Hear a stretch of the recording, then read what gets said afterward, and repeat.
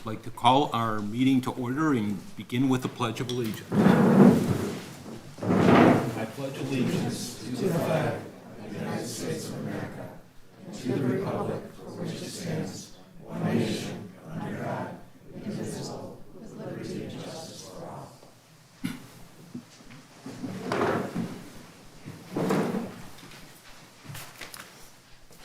So, on behalf of the Planning Commission, I'd like to welcome you to our Planning Commission meeting for September 9, 2025. For those of you that have not been with us in the past, our standard process is to look to our city staff, our planner and our engineer for an overview of the applications that are in front of us. Look to the applicant for their comments and descriptions. Invite comments from anyone in the audience that has comment on the application. The planning commissioners listen and then deliberate and make a decision. Pretty simple process. We've got a lot of items on the agenda for us, and we bump up against the city commission meeting, which is just after 7 o'clock. So we've got a lot of items to cover. Our first item is an administrative item, which is the Planning Commission will review the meeting minutes from our last meeting on August 12, 2025. And I guess I'd invite any comments that anyone has on that meeting. I have a couple before we make a motion, so, but I guess I'd look to anyone else that has comments. What I'd like to do is, one of the items we had was our High Oaks, our discussion of the High Oaks project, and Amy did a great job of summarizing a lengthy discussion. I'd like to add 2 other comments in here, though, and I'm gonna, I guess, suggest that we could put them, it could be the first one and then the last one. The first one, generally, while we talked about a lot of specific items, we talked too about the front elevation of the building as it faces High Oaks. And so, and I wanted to give some attention to that. So what I'd propose is the first bullet be the suitability of front yard building elevation generally, noting that there will be little building structure, visible parked cars, glass railings, and painted white steel columns. And then the last item, we also talked about the building to the south. We didn't have any building elevations, but yet they're changing that building. And so, we raised discussion during the meeting that they needed to provide, and this would be the comment I would propose, provide elevation drawings of the south building which show all proposed building additions and modifications and verification of compliance with current code requirements. So those are 2 changes that I'd propose we make. Just for the record, can you confirm that you're talking about the bullet points? Oh, sure, yeah. At the very end, right? Yeah, Below right. the motion. Good point. So, because there's more. So, yeah, these would be the bullet points at the end.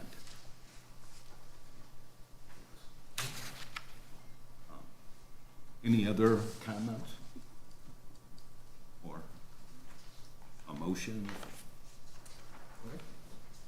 I'd like to make a motion that we adopt those 2 amendments to the High Oaks discussion as indicated by the chair. Second. And the minutes then generally? Yes. Shall be adopted as read. Okay. I second. Okay. All in favor say aye. Aye. Any opposed? Good. The first item on our agenda is the request of the property owner at 350 West Long Lake Road for site plan approval for improvements to the clubhouse. And 350 is a real vague way of saying Bloomfield Hills Country Club, for those that don't know. Eric? And now you know where it's located. Good afternoon, Mr. Chair, members of the Planning Commission. My name is Eric Peach with Giffords Webster, City's planning consultant. Our first item up for consideration is 350 West Long Lake Road. This is for site plan approval of a golf clubhouse facade improvements and a small addition. The site is located on the north side of West Long Lake Road, north of West Long Lake Road and east of Lasser Road, also known as the Bloomfield Hills Country Club. We're focusing mainly on the eastern portion of the site where the existing clubhouse is. The site is zoned A1 residential, but golf course is a primary use that is permitted on or within that zone. The main area of focus is going to be the north side of the existing clubhouse facing the golf course. And so when applying the yard determination graphic, it's where there's areas of right-of-way is where you see in green is the front yard, and then primarily side yard within the interior of the golf course. For this type of review, the yards don't necessarily matter as much as they do with our typical single-family residential lot reviews, but it's just to give a perspective. So the minor addition, again, is on the back side of the building facing north. This is the existing building as it is today. And so within this little nook here is where a small area is going to jut out and tie into the outer facade of the existing building. So that just gives you a perspective of where the minor addition is going to be. It's roughly in the location of the staircase here. And then as we move forward through the dimensional standards of the ordinance, what brings this to the Planning Commission again is simply because it's a commercial use.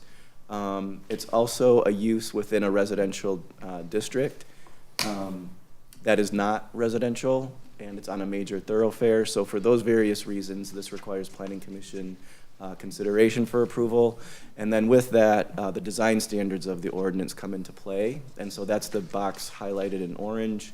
And we'll go through some of the design standards for these areas of improvement on the north side of the building. So in a nutshell, the applicant can elaborate on any one of these if questioned. Cement plaster, existing and new, will be painted to match. There's EIFS, which is surface of the facade, certain material that will also be painted to match. There's a stucco finish, also painted to match. There will be new window replacements in certain areas, as well as metal coping and trim. That's where you see kind of the gold trim there. And then stone pavers, those will be improvements to the ground surface area. So then just looking at a few renderings, these were provided early on in our meetings with the applicant.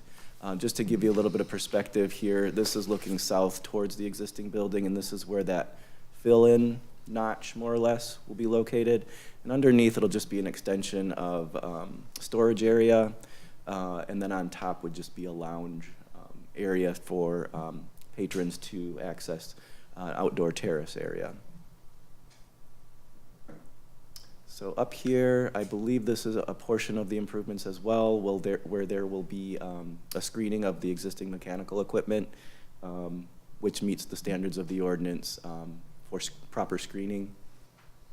And then just as you walk around the side of the existing building, again, this is the main addition. Also included in this application is the facade improvements of the existing building. If you can recall on that original picture, kind of the simplicity of the existing building will now be enhanced with some architectural accents. And then up on the side of the existing building, this is where the existing building lies here, but it's behind this, facing north, is where that small addition will be located. Again, down in this location is where the addition is. Again, the screen mechanical equipment on the roof, and then the facade improvements facing the north side of the building. So these are the elevations that were provided. We were able to do a full analysis of, the height of the building.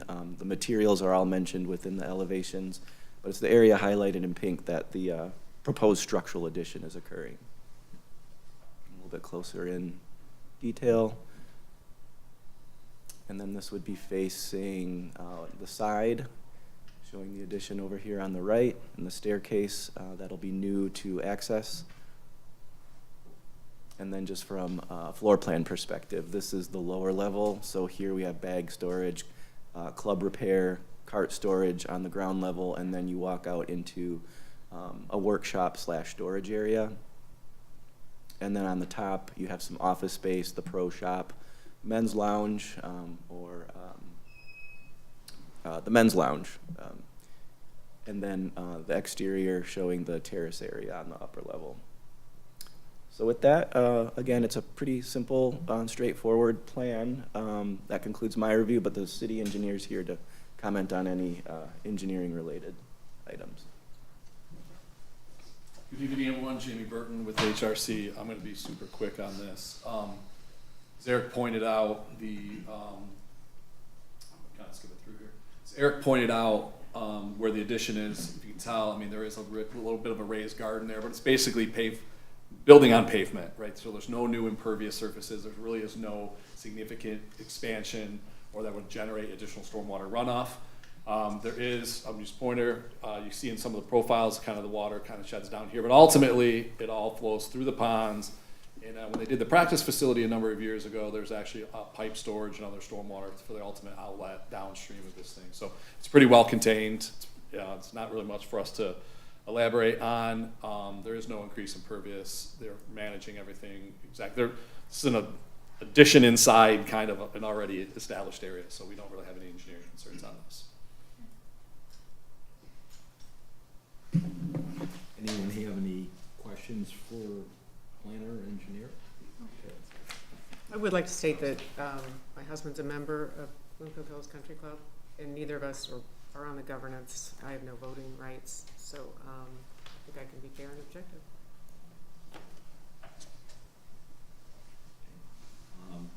Does the club have a representative here?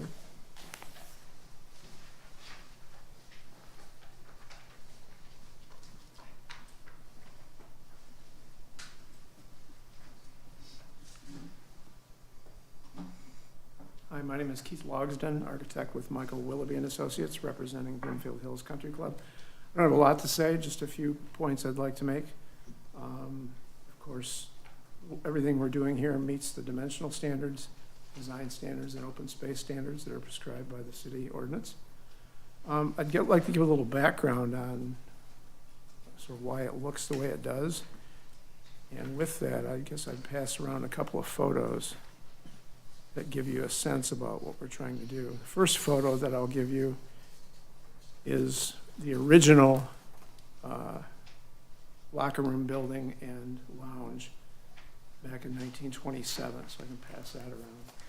This is kind of, that was our inspiration, so to speak, for wrapping that look around the north side of the building. And the second one I'll give you, which you've already seen, is the west side of the existing locker room building. So what we're trying to do is really sort of tie everything together and make the 63 edition with the mansard roof and the large plate glass sort of go away.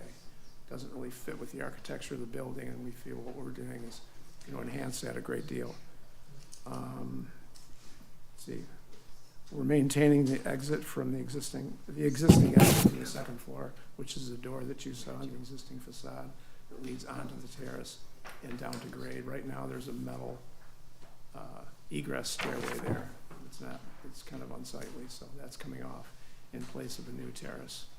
It'll be accessed from the locker room lounge. As Eric said, we're screening the rooftop equipment as is required, and there was a comment made about the lighting on the building, which is only what's required by code. Otherwise, I'd be happy to answer any questions you might have. Any questions for Pete?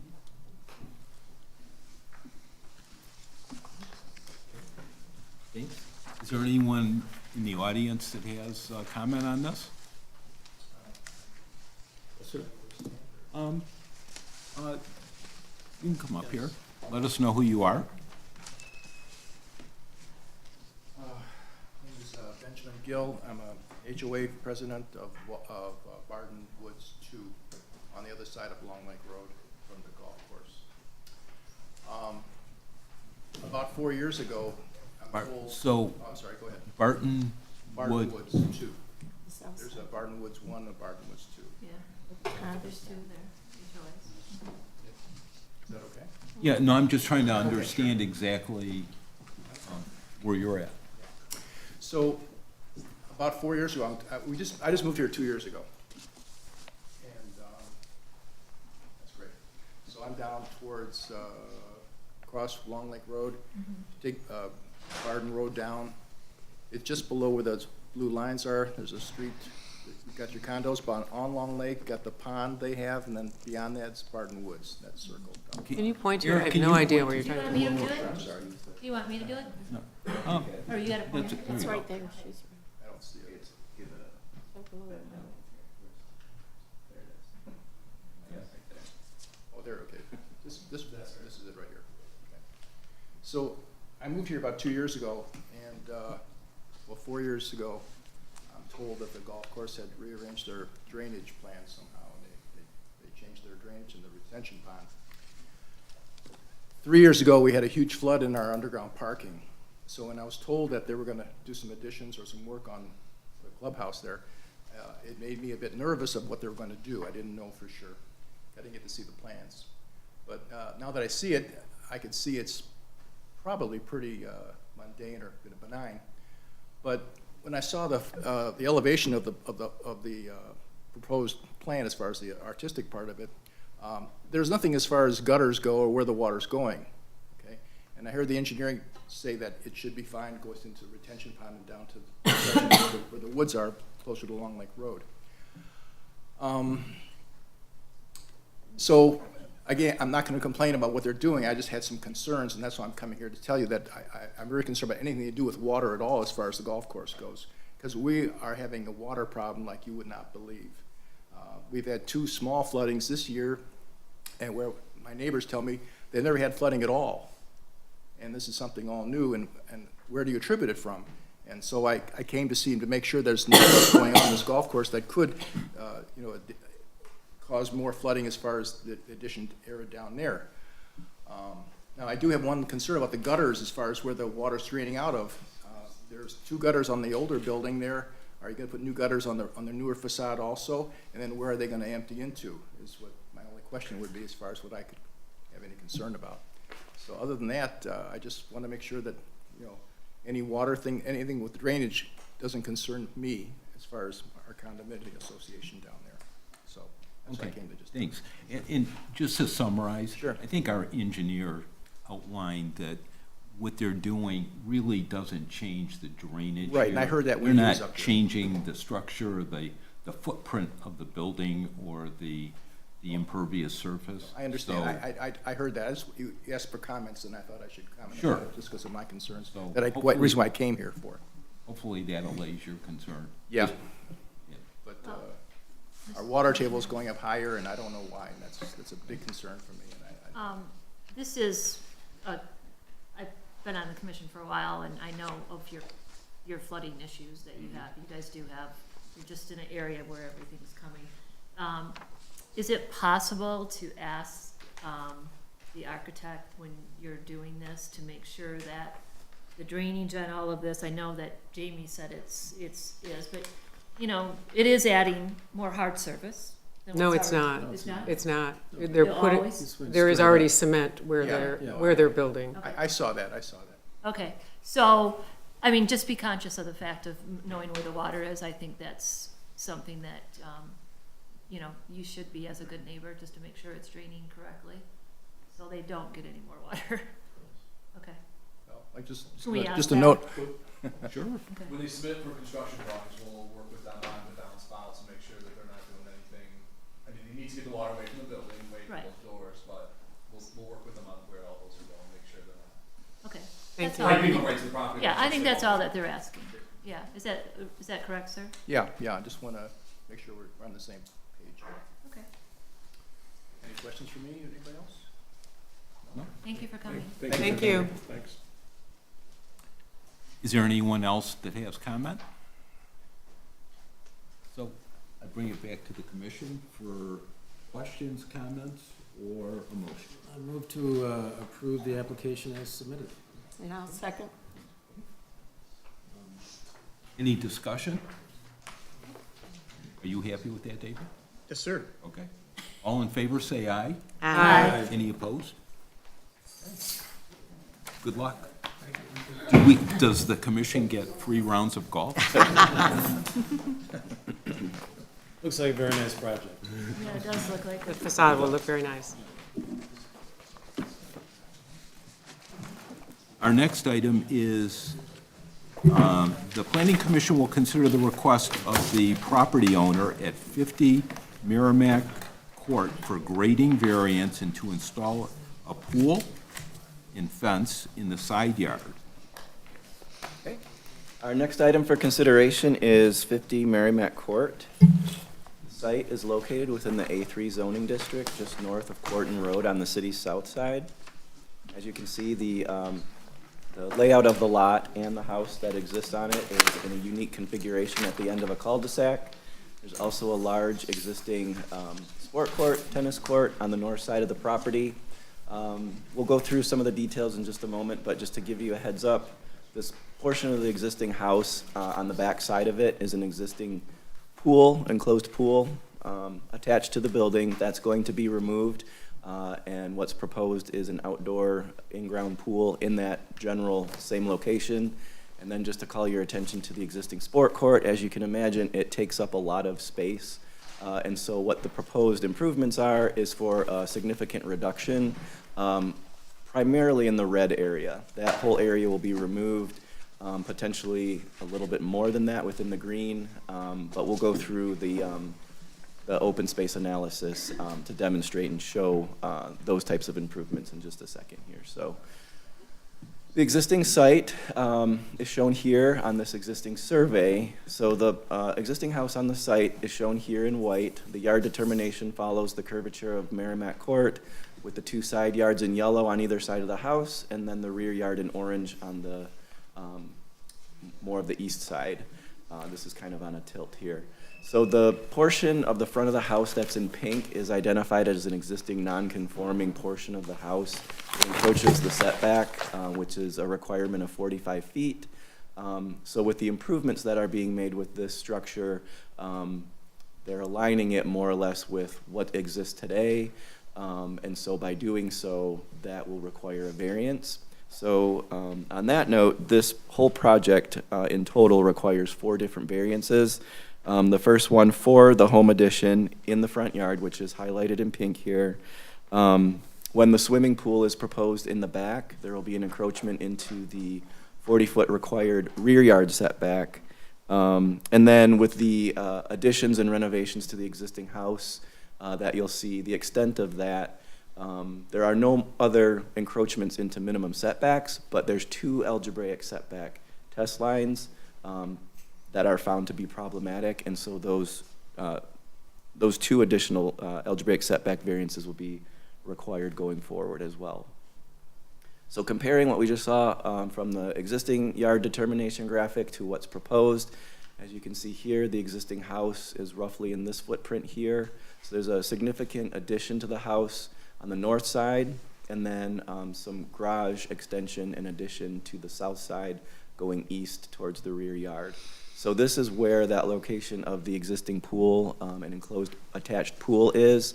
And again, that's going to be demolished, and in its place will be an in-ground outdoor pool, typically of what we see in Bloomfield Hills as an outdoor pool accessory structure. So with that, the proposed additions give us the footprint or the outline of where the pool fence would tie into. So it's primarily in the rear yard where it's supposed to be, but as it ties back into the house in this location, directly behind the house is unfortunately the side yard. So it's this area that brings the application to the Planning Commission for consideration of approval. And then of course the pool that's proposed is also in the side yard, even though both elements are behind the house.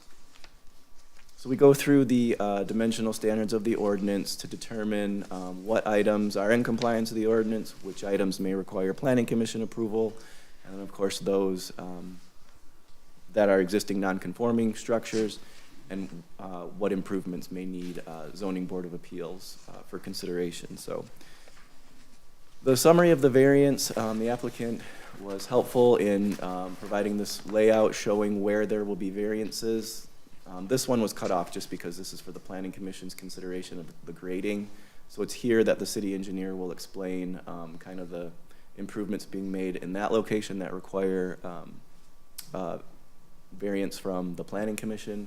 But otherwise, there's the 4 variances for setbacks, that being here where there is the existing setback and how they're modifying and extending and adding on to the home in this area. That will require a variance. And the swimming pool in the back, so here's the setback line. It's kind of hard to see. But there's this portion of the pool that will be encroaching into the rear yard setback. And we did meet with the applicant on this to try and determine if there's ways that we could get full compliance of the setback requirement. And this is the result of some modifications that were made.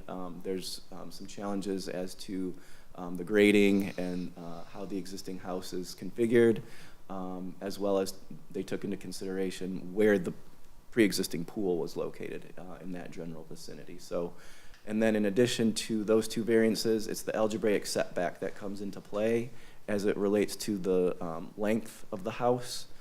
We found that 2 locations don't meet the algebraic setback, one from the front going back towards the house, and then one from the backside going in towards the house. There's 2 problem areas that will require a variance. So looking at the property as it exists today, this is taken from the cul-de-sac area of Merrimack Court. Looking towards the existing garage, this is where there will be an extension. This is to the east, I believe. And this is showing the front of the house where there'll be significant improvements. It's a portion of the existing house that encroaches into the required setback. So this is that northern tier that will extend from the existing house. And then as you look further on the site plan here, looking north, down into a little bowl, if you've been to the property, the elevation goes down in this location where the sport court is. And again, one of the significant changes to the lot will be to eliminate much of the surface area. That'll shrink the size of the sport court in that area. So looking again at Planning Commission's items for consideration, that being the proposed pool in the side yard, a portion of it, and then the fence that will surround it. So the screening elements are shown here, where there's 12 to 14 foot cedar trees, Norway spruce trees, 12 to 14 feet, and then 12 to 14 foot white pine. So there's a lot of evergreen tree proposed, as well as a shrub to provide immediate screening around the fence.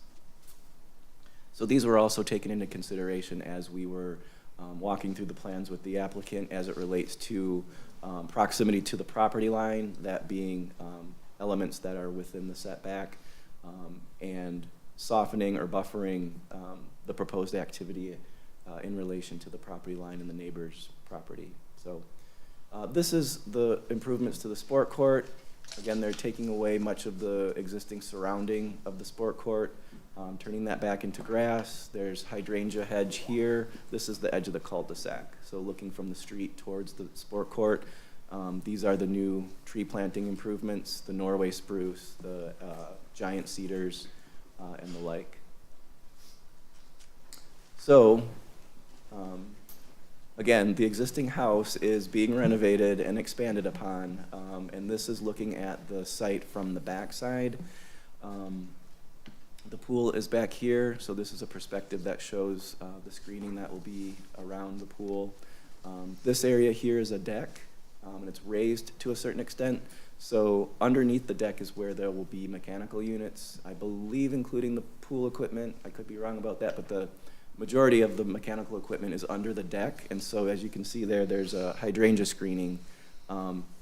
Because it's in the side yard, technically speaking, it requires approval from the building official, but to our analysis, being that it's under the deck and screened by hydrangeas, we still have that requirement that the building official will require oversight and approval of that. So this is looking at the front of the house. Again, it's here where there's the main entry and a entry canopy or a awning.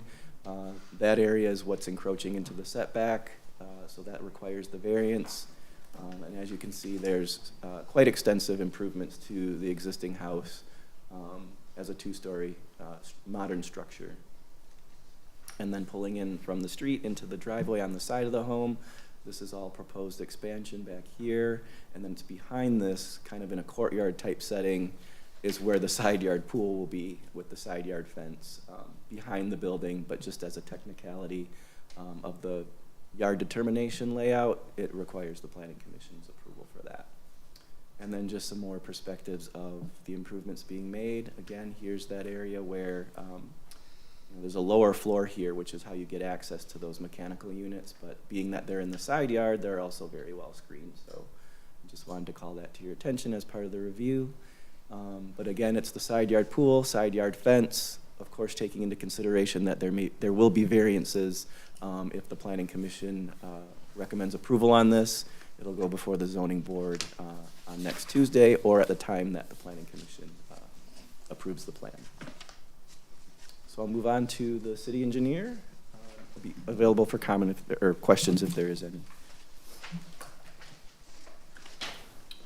So, for lack of brevity in the rest of our agenda, I'm gonna do a little bit of every topic today, or every of the applicants that come before you, because it's all kind of about the same. We've got a good slate of applications that have listened to Hubble and Clark, have worked with the city staff, and have addressed drainage as they move forward. Each of these sites have stuff that they've done. We've run our analysis, and we go through and we make sure that they've added additional features to protect from the drainage perspective. So we kind of worked our way through these. So this one, they do have, Eric outlined the kind of extent of the various improvements, and there's 5.5 feet of fill and 5.5 feet of cut to make all these occur.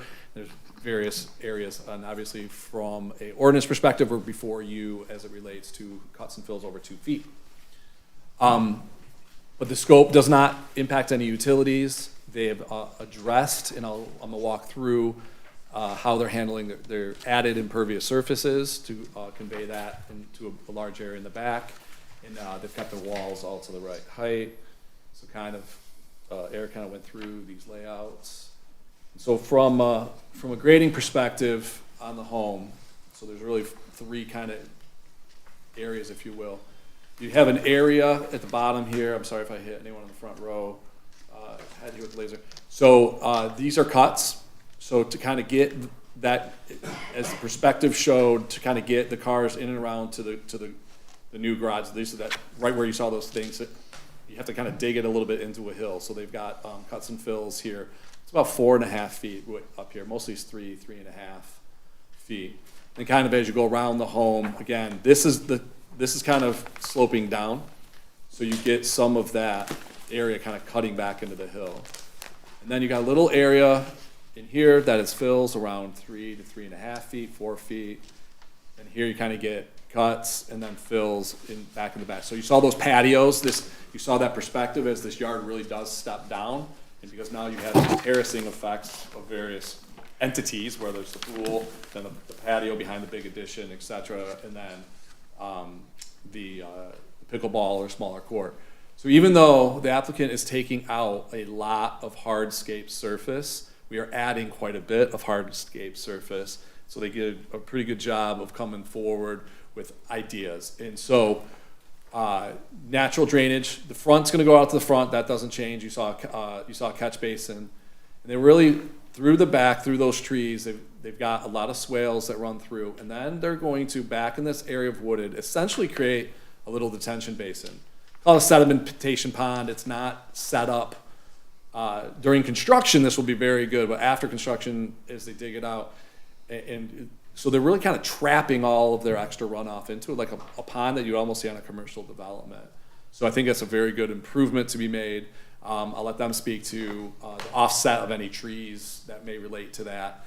But generally speaking, that's a big improvement that we don't see too often on single-family residential grading, but this is quite a large improvement, quite a bit more impervious surface, and therefore, I think that's a good opportunity to do that work back there. Again, with the grading that's there in any landscaping, I'll let the landscape architects speak to how this, might be restored, to, whether it be more of a rain garden, native plantings, but it is kind of back in the woods currently now, and I think it's a good spot for it. So we don't have any concerns with this.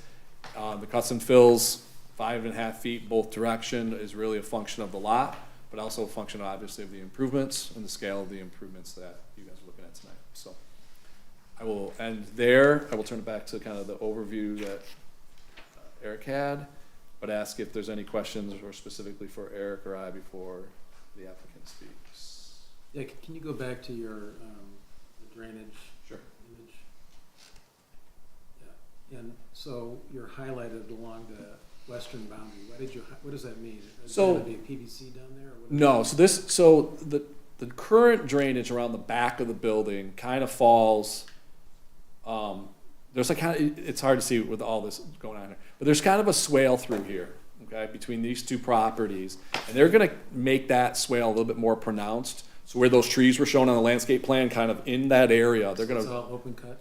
Yeah, all open cut through here, and then ultimately down into this detention basin, or this sediment basin down here, which is a pond, which is gonna trap any stormwater. It all naturally goes this way. I mean, this lot goes way downhill. You saw the pictures Eric produced down into the back. But this is all gonna be more natural. When they come in, they do have some pool deck. This battery might be down here, in the middle there. Anyways, off the pool deck, when we get into full construction drawings, if they decide to outlet the under drains from the pool or other areas, we'll make sure that's contained, or maybe add some landscape drainage across the back to get it there. For example, that retaining wall on would be the top, the northeastern side of the pool deck is gonna have an under drain, so during construction plans, we'll make sure that they address all the landscape elements. So the sedimentation pond is gonna be dug out post-construction to some degree, right? So we're gonna recommend that they do it first, so that while they're doing the construction, through their soil erosion plan, but then ultimately, at the end of the project, they will have to restore that area, make sure that the volumes and the grades work. It's less dug out as it is more building a berm around it to kind of trap the water in that location. This thing's not working. It's already kind of low, and so instead of digging it and it's going downhill, they're gonna build a berm on the downstream side of it to kind of create that low spot. So is there gonna be any activity, any digging out of the natural route that you've got highlighted in yellow? Yeah, so that's gonna be part of the grading in and around the pool and the landscape. So it's more subtle than the rest of the project, but it is grading through essentially that whole area. Is it similar to what was designed on the Martell, Haverhill? So the Martell Haverhill, we treated more like a commercial development, and that's a little bit more robust because it was a lot split with 2 homes instead of the one that had been there. This is really just to offset these areas. There's a house on Orchard Ridge that did this as well, kind of built a low spot in the woods that we've been working on. They're trying to just slow the water down and make sure that it doesn't, kind of just zip off the back of this property right onto the neighboring properties. But so we've done this in 2 or 3 other locations in the city, but not very common, if you will. Did we have a, aerial view of around the area? Did I miss it? Yeah, where the other houses are surrounding it. Yeah, so Yeah. this is, Very hard to see with that. Yeah, it's Yeah, very so- hard to see with this one, but when you had another picture, you could really see the houses behind it. see if that's Wait, there. Oh, yeah. Go back to where it is. Yeah. Because that's pretty low lying. I mean, that gets water in a lot of, that whole area is very low lying. It's all, Yeah, it's all kind of the drainage coming out of the township. Lasser kind of works its way. This is kind of a valley section. It's worked its way through and in and down, or down to Corton and out. Not. where all does going it this way. go? Because I know, like. It all goes up, and it goes up into the road here, and then if you expand out, you'll see a bunch of little tree rows and low-lying areas through there. Yeah, there's no county drain, there's no defined course, it's just kind of the lowlands between the various areas. Is what you're doing more efficient than like French drains would be and what you normally do with those other Well, when you have similar that big of a situations? slope, and you put a French, I mean, just to It's get the not pipe enough. to be, an infiltration basin or a French drain needs to be kind of flat. So when you're going down, you know, a slope, you would have to step it, and that'd be more excavation than what they're showing. So I think this is a pretty efficient, when you have a slope like that, or a change in drainage pattern, this is pretty good. You know, once we see all the finite details of all the little trench drains, we might request, additional leaching basin or something else, but it'd be really just above and beyond at this point. So Jamie, just for clarification, you're building this pond back here?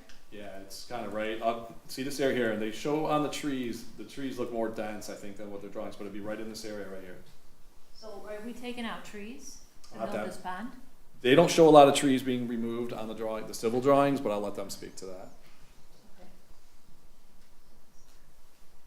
This, I know there's a lot of trees back there, but,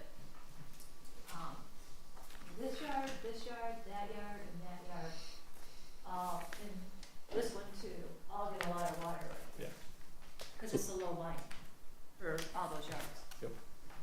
They're gonna try to keep their water on their property for as long as possible. That's the goal.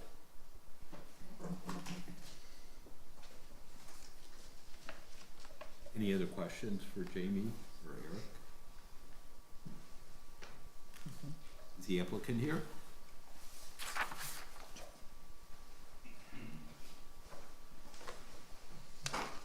Good afternoon. Matt Mosier with Mosier Landscape Architecture, representing the clients of 50 Merrimack. Thanks, Eric and Jamie, for your overview. I'll just highlight on some of the things that they talked about and why we did what we did and why we think it's a reasonable request. So I think as the board knows, anything we do here, we try to be extremely respectful of the city and try to go overboard if we can in terms of things like drainage and things like that. So that's why we're proposing this this particular situation. And in this case, it works quite well because that area, if any of you have ventured in there, there are trees, but there's also like a lot of buckthorn and things like that. So naturally, there's kind of like an open center area, so it doesn't require us to take anything out of there except just invasive brush that exists. So to Jamie's point, I think it's a nice solution. Frankly, I don't think we're causing that much more runoff from what we're doing on this project, but anything helps, and we're happy to go above and beyond. And I feel, based on my experience, that we're doing that. So in terms of the items that you guys are considering tonight, I'll talk first a little bit about the cuts and fills. We spent time with Giffords and HRC discussing the project, looking at different options, tweaking and coming back to them, and finding a suitable balance that we think is reasonable. The cuts and fills, there are cuts and fills that are about 5 feet, but as you can see, in the area that it's the most, it's a man-made area that currently goes down to the tennis court, so it's all a series of patios and steps. So naturally, to kind of get everything to flow a little bit better, we've got to manipulate that land a little bit to kind of bring it back to be a little bit more natural. So that's one area that has the most significant. When we put the driveway addition on, or I'm sorry, the garage addition on, we have to, there's again, kind of a man-made hill that was cut at some point, and so we're just cutting into that hill a little bit. We had it out a little further. We brought it back in to reduce those cuts a bit. So we think, obviously doesn't impact anybody. We're not going higher. We're just staying at the level of the driveway. And then we just have a little bit of fill on the back side of the pool. Again, we were scooting this pool around, trying to minimize all of that, and taking other things into consideration. But we think we did a pretty good job of really trying to stay within the city's guidelines on the cuts and fills. The pool is the third thing with the pool fence. We have a very unique lot here. The rear yard is very long and narrow. naturally what most people would consider the back of the house is the side yard. So in order to get the fence to work, we do have to encroach a little bit in the side yard. But I think as you saw from the plans, there's, no views from the street. The other thing that you'll notice from our plans is we really went heavy on the evergreens, not just a subdivision type of wall of evergreens, but a nice mix of evergreens that looks natural. This is really quite a beautiful area. The houses kind of do look into each other. I know our client who's with us tonight is very adamant about their own privacy and wants, in everything I've done, very respectful to his neighbors. So not only have we done evergreen trees throughout, as you saw, but we've also put a secondary evergreen screening in front of the fence so that there's no chance of seeing the fence. Where Eric mentioned the mechanical units, the rendering doesn't show it because if we showed it, the trees would block it, but the evergreen trees actually go down the property line. So even though there's hydrangeas there, which obviously are a deciduous plant, we're still maintaining screenage from the neighbor's lot looking at that mechanical area. So like every project, we really tried to spend the time to go through this. We're not coming and asking to keep the tennis court. We're trying to reduce this to give ourselves more pervious surface.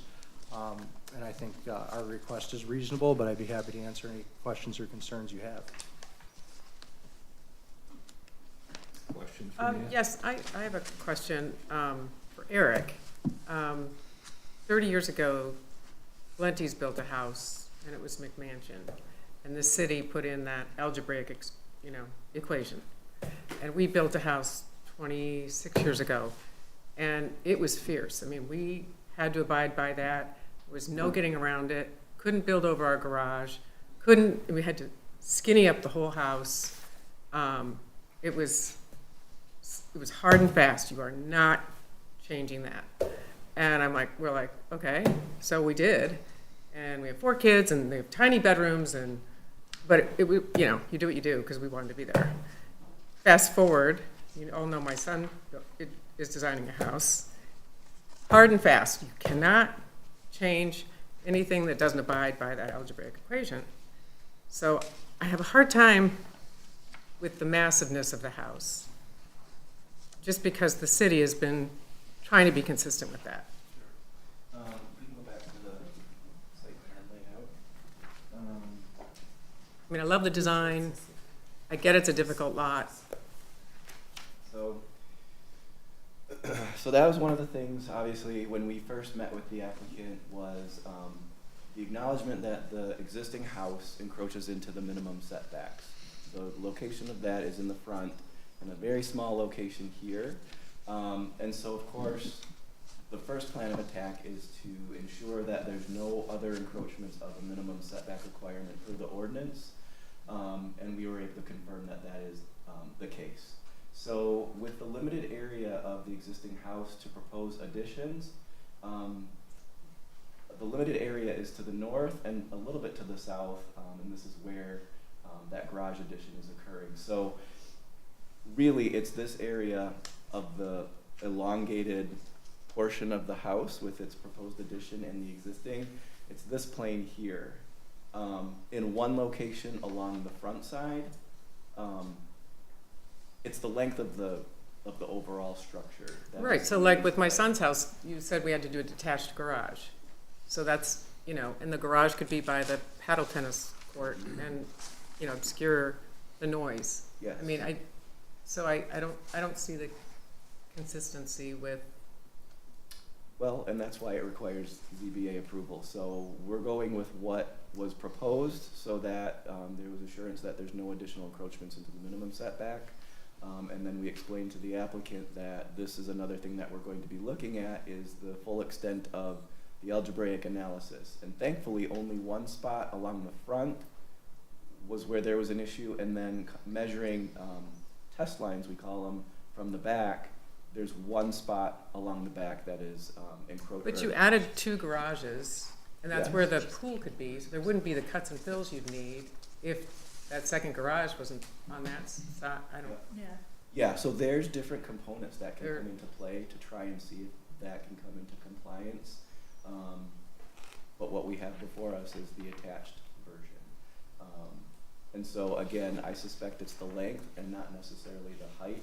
Which because- was, yeah, Yeah, so, previous and again, that comes applicants' into play issues. because of the attachment of what's being proposed, so. Question. So this says on here, the rear setback on to the east required is 40 feet, provided is 2839. Is that what we're looking at where the new pool is being? Which one Are you is saying that? it's encroached right here? Right there. Top. The 2839? Yeah. Yeah, that's the pool, so, So required is 40 and that shows 2839? yes, sir. So that's for the pool structure. What was it before in the existing scenario on that east setback to the rear? The,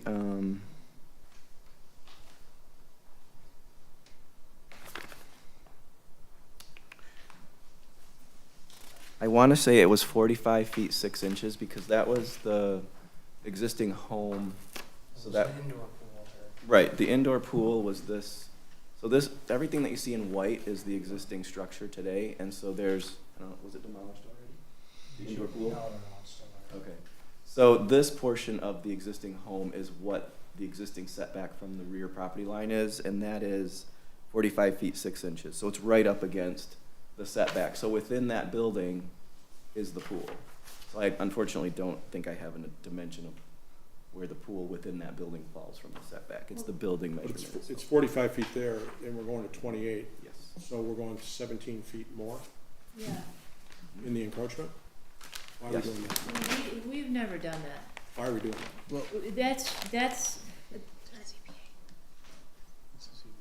Tom, I'm glad you brought that up, because there's some like glaring things here. This looks like a beautiful house and everything, but it needs to be shored up to fit this lot appropriately. We have never, I mean, I don't know if we have, it's very seldom, but as Commissioner Fisher said, we normally tell people you have to have, it's out of respect for the neighbor and everything. You can't go that big of an encroachment in the rear yard like that. And, you know, the whole, I mean, some of this is silly, but normally if you're not within the, I think it's the 45, the front yard, you said? Front yard is Front 45. porch? Yeah. You know, if you're not in compliance and you're redoing something, you're supposed to do it within compliance.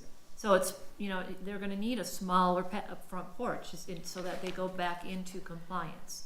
We don't make it, continue to make it wrong. Correct. Yeah, we went over that with the applicant Okay. as we met, yeah. I mean, and the cuts and fills, this is a self-imposed cut and fill. I understand, Matt, that you say it's a man-made, but some of these houses were built in the 50s and we didn't have all the things that we have now. But you're adding this second garage, which is causing a, you know, what did you say, Jamie, 5 feet? Yeah. 5.5. 5.5 feet cut, just because we have 2 garages there. We wouldn't have to have those if we didn't have that 2-car garage there. I just, again, I say this all the time, I know, but actually the commission says this. You build a house to fit the lot. You don't do it the other way around. You don't have a lot and make it, you know, it's like the house has to fit the lot. That's not what we're about here. So, my only other question is, isn't there, if I'm not mistaken, when I saw this, is there a big cement wall there by the tennis court area, or is that, no, it's just.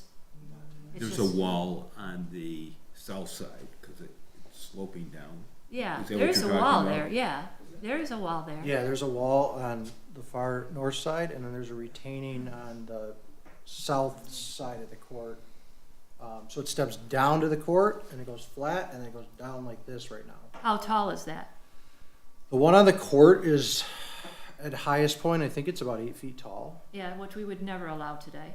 Right, of course, no. of course. So are And then you the taking backside that is out? probably 4 or 5. Are you taking that Well, out? well, no, right now what we have proposed was not to mess with the walls and just take the whole court out and change it to grass and a small pickle court. So that he has a flat lawn for his kids, basically, in a pickle court. What are we doing, because that cement wall is way out of compliance. I mean, we would Right. never allow it because people could fall. Right, What are right, they right. doing to Which wall, Matt, is that? the 8-foot one? Which It's on where it shows like the evergreens along the wall up there, like a straight line. There's a big cement wall there. Yeah, it's a retaining wall, right, it's when they Yeah. built it, so. There's a railing on top. The idea was to put a glass rail on top where, you know, Oh. and just keep it. But to the house, I have Frank from AZD Architects. Do you want to talk anything to the house, or do you want to just listen, or? I mean, they've got some concerns, obviously, inside. My other question, so just for everybody here, this is not a tear down, It's a renovation. it's a renovation, but a big renovation. Yeah, a new total facade, and we'll let Frank talk to that a little bit. Name's Frank Zahoski with AZD Architects. And Yosef, the client, is here as well, if you have any questions of him. But when he came to us, what we looked at was preserving the existing house. In fact, initially, we looked at preserving the interior, the indoor pool as part of the project, and it just is in such disrepair. That didn't make sense, and he'd rather be outside than inside. It has caused a lot of it had bad mechanical, and it's caused a lot of problems in the house. So we've made it's going to be a internal gut and relayout and all of those things. But what we tried to do is respect your existing grading ordinance by saving the original driveways. So the cuts into Merrimack, those are the same, the drives are the same. And we also tried to minimize the grading by preserving the sport court. He does have a young growing family, so the sport court makes sense. So by saving those walls, we were trying to minimize the impact on neighbors and the overall site and the grading that would potentially occur. So I think what's causing problems, I'm hearing you with your algebraic ordinance. I'm hearing all that. And in adding on to the house, that's why we've used a mix of flat roofs and pitched roofs, trying to keep somewhat of the character of that existing colonial, keeping the pitched roof, but trying to minimize the height impact of any of the additions that we're prescribing. And I think because the existing house is non-conforming, we're coming to that setback, whatever the non-conforming setback was, 35 feet. And that's creating other setback issues. So I hear what you're saying. Anything that's new needs to comply, but it just doesn't make as much sense as our plan as far as internally laying this house out and giving an impactful aesthetic. Frank, just, I guess, building on some of what has been said already. You have an existing structure, you're trying to work with what you have, and so Correct. we get that. Looking at the plan, in the front, where we've got the 45-foot setback, so now we're encroaching more into that, and that's part of the new portion of the house on the north side. Correct. And when I went out there, I saw a number of things. First of all, I saw that that play rec area, which looked horrible, I mean, that needs to go. The basketball court and that whole part of this plan. It will totally be Oh, redone. no, I understand, and so I looked at that part of your proposal and thought, this is a welcome addition. I saw walking around, I saw the in-house pool, and that look like it had seen its day. Not only the pool, but the structure itself. I mean, the house, just generally speaking, it needs lots of work. Right. Now, Can I add but- something too? We even, because of the disarray of the pool area, we looked at maintaining the shell of the pool, so the pool would stay and the enclosure would be removed, because we're really not adding on, back where the existing pool shell would be, okay? But it became it's so close to the house, because when you have an indoor pool, you know, you walk out, you got doors, you walk out, you're into the pool area. It's just too close to the existing structure to really function as an exterior pool, in our opinion. He has small children, we'd want to fenced off, and there's just not that space, but I'm So- sorry, go ahead. So isn't all this area just, like you've got the garage, the second garage, that whole area is new, isn't it? Yeah, so if I could just continue with my thought here.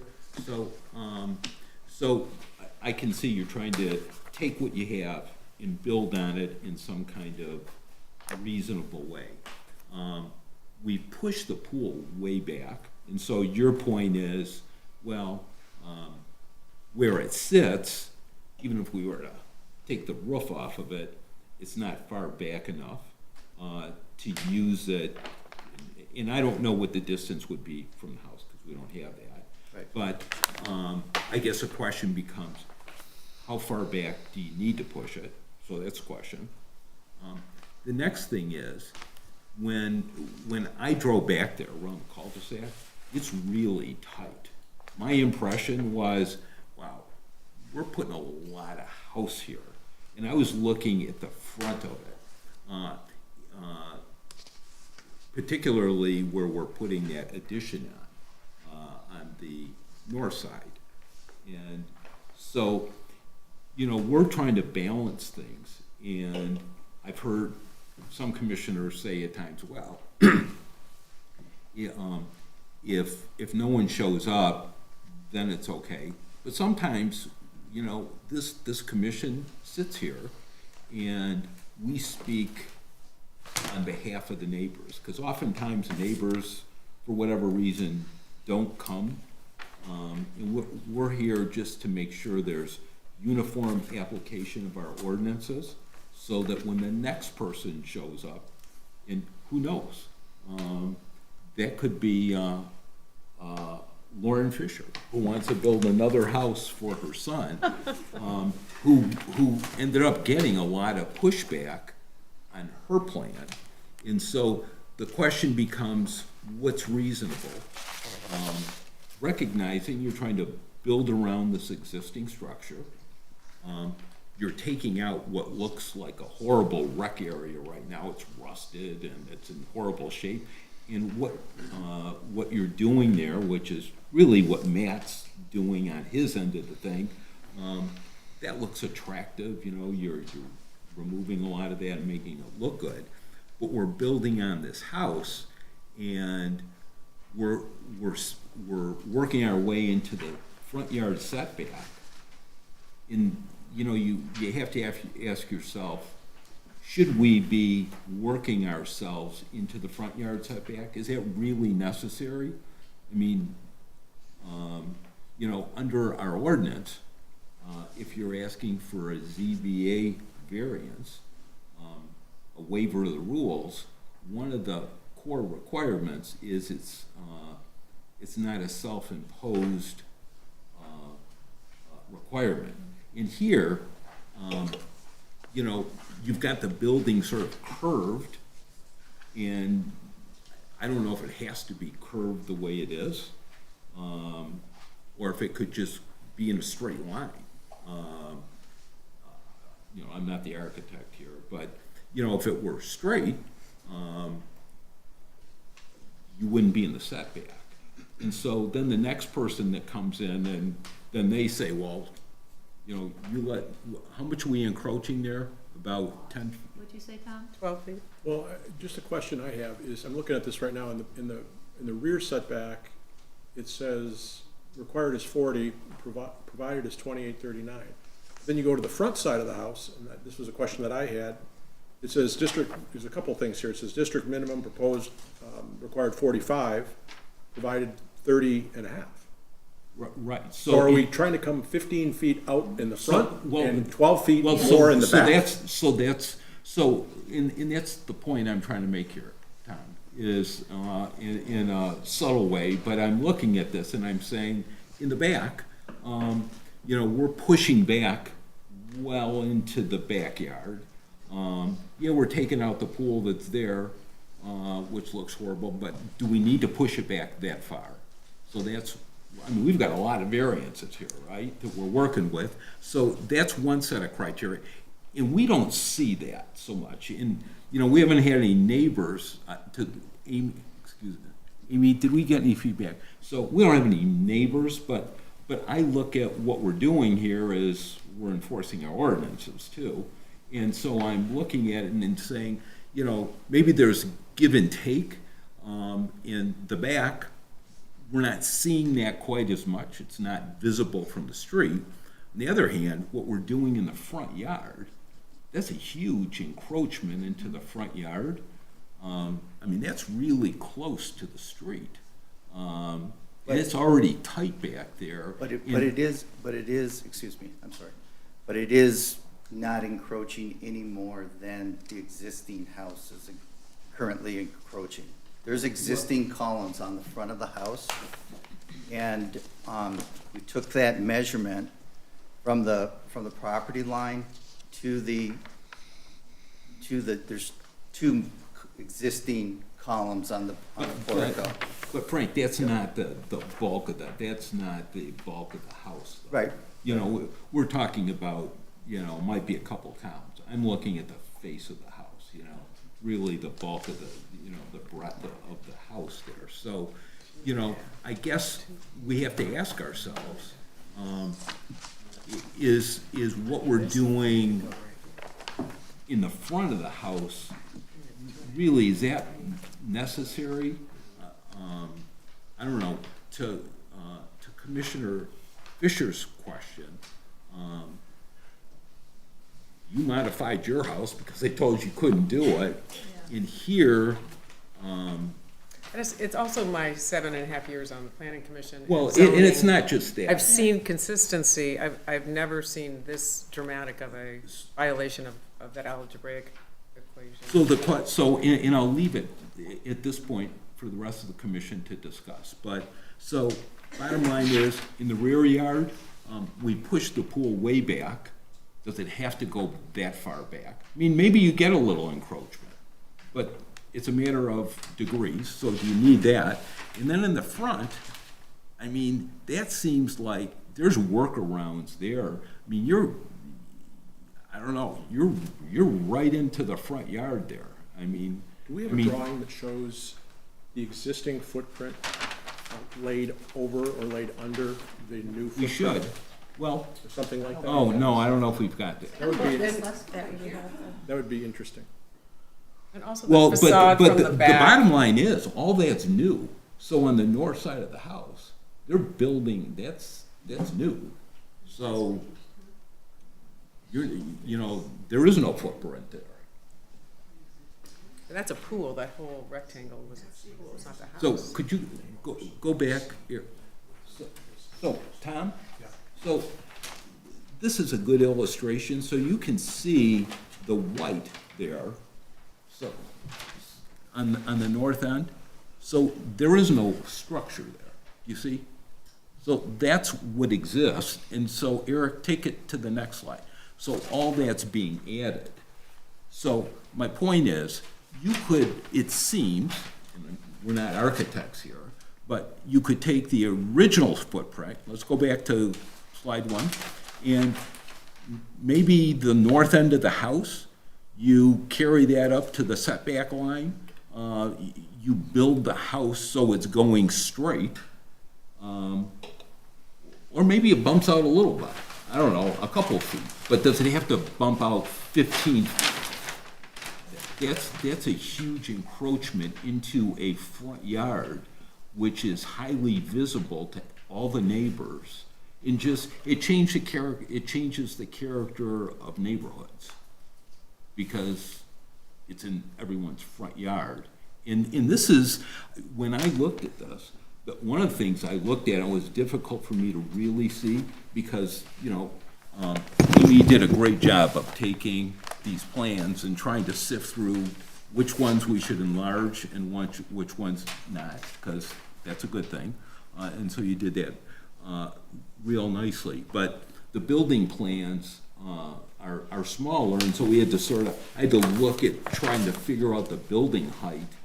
And Yeah, I couldn't see. it's borderline. I mean, it's right at 29, you know, I'm assuming that's all right, because I didn't get into the details, but We have this is a 27. massive. Very this is hard a- to read. This is a massive structure on the north side of the building. So that's where I leave it.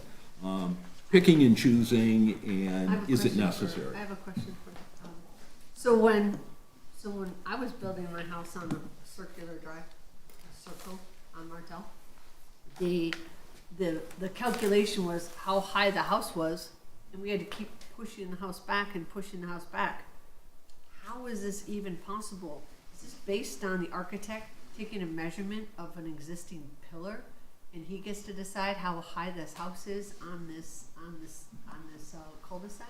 The way that the algebraic setback analysis is done is, there's the formula, which is setback equals length plus 2 times the height divided by 2. And so when we apply the lines through the home, a lot of the times the house is not a consistent height. And so you have to average out everywhere that line passes through, you have to average out the height if it changes. So then that's the value of H that you get. So the maximum height of this building is 27 feet 7 inches.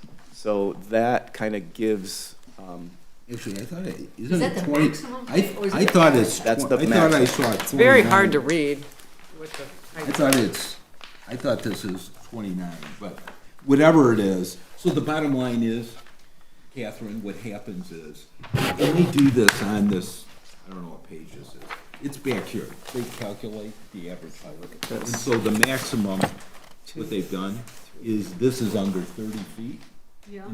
So, assuming all these calculations are right, and you guys check all this, as long as this distance here is under 30 feet, then they're fine. And so what they do is, they take the average grade. Eric's gone through this. He started out thinking one thing, and he's graduated to a level that he's got this figured out now. And so, assuming this is all calculated right, this is fine. But it is still, to your point, this is a massive structure, and now it's right in the front yard. Not colonial, it's no longer colonial. We try to keep the colonial nature. It is a colonial, pretty little area in Bloomfield Hills. And when I look at the first page of what we're looking at here, I couldn't tell from on site, but the existing house to the right, the other existing property here, and the other existing property here. These people are going to say, well, how did the city allow this to happen?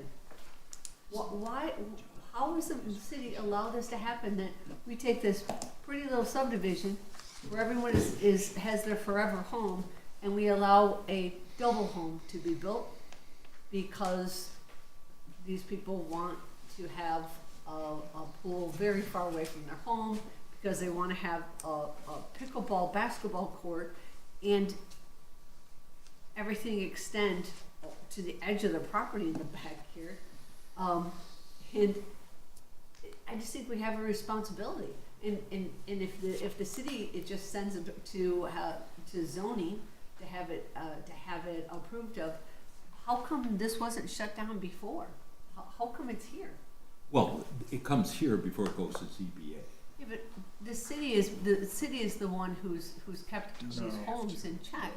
Well, the homeowner has Yeah. They have a right if Mark, they want can you to. comment on that, please, Mark, how Yes. this works? The homeowner can go to the ZBA first. That's not a requirement. But They the come here reason why. first, but there's two issues. Yeah. There's one, the ZBA rules on the variances. So they can go to the ZBA and seek variances that are required, from the ordinance requirements. What's before the planning commission is the overarching regulations. So if they go to the ZBA and they acquire their variances and it comes back, you know, you're looking at, applying an ordinance, and you're not necessarily bound by the variances, but it would certainly add weight to, Yeah, it's- you know, the That's not- Well, it's deviation not requirement. normal. That's not what I mean. What I mean is that it's important to know that the city, the city staff and the administration and the consultants, they work with them as much as they can, but they have the right to go in front of the planning commission Oh, yeah. to discuss Yeah. this. Yeah. Yeah, and And this so is, it's- I don't this is want their to just- design. So- Yeah. Yes, Let me make 2 points here. that's important. I guess for the commission. the first thing is, we have a policy in the city that items that have ZBA items and are coming for site plan approval, they come to the planning commission before they go to ZBA. We followed that policy for a long time, and the reason for that is because the planning commission looks at these applications and looks at them in their full perspective.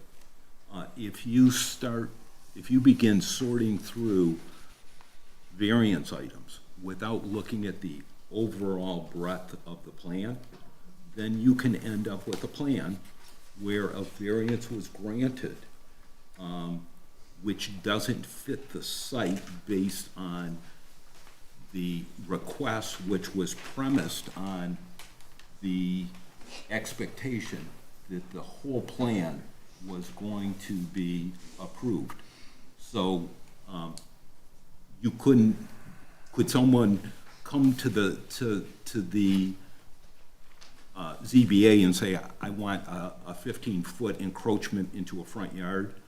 I guess I'm not gonna go there. We have a policy, and the reason for the policy is to make sure, we have a policy that it comes to planning before it goes to ZBA, and we followed that for a long, long time. And the reason is so that we understand the breadth of the plan, and the entire plan is approved before it goes to ZBA. This has The not next been to thing, ZBA yet. pardon me? This has not been to ZBA. Right, but, Just so, confirming. right, and what we've done here follows our protocol and our policy.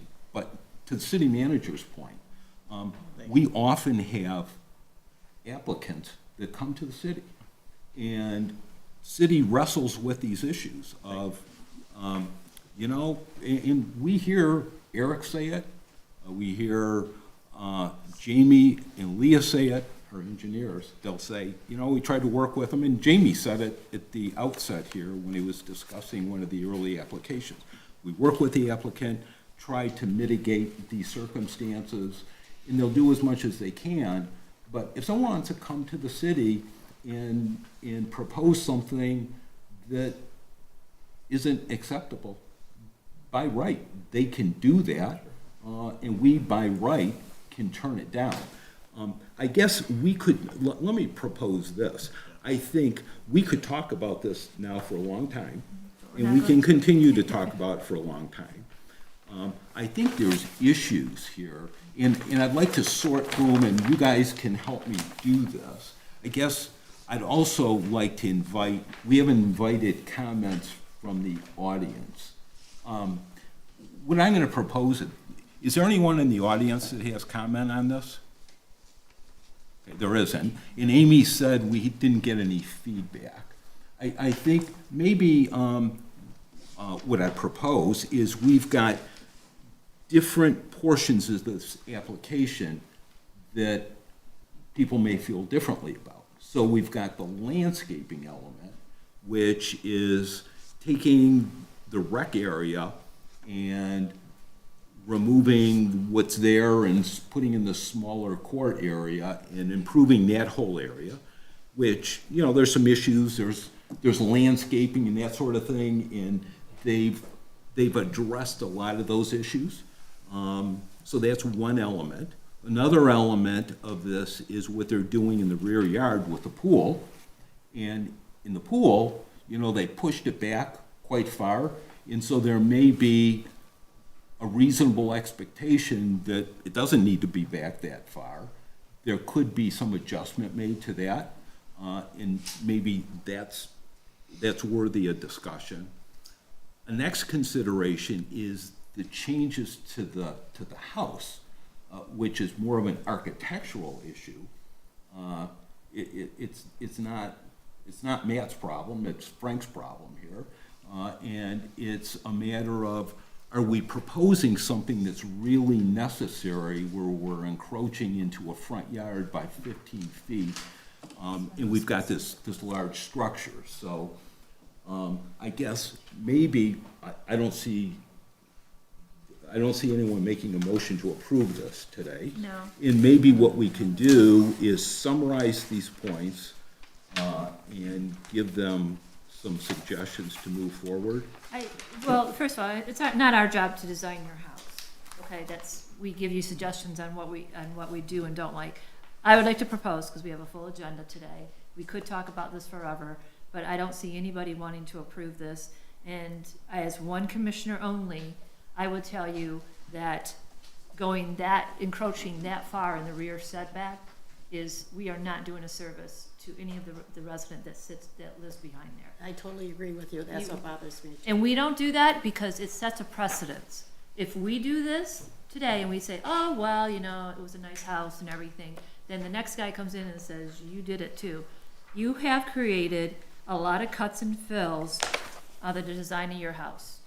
And you have encroached in setbacks. And those are two things in this city that the ordinance specifically addresses both of those, that we don't want them.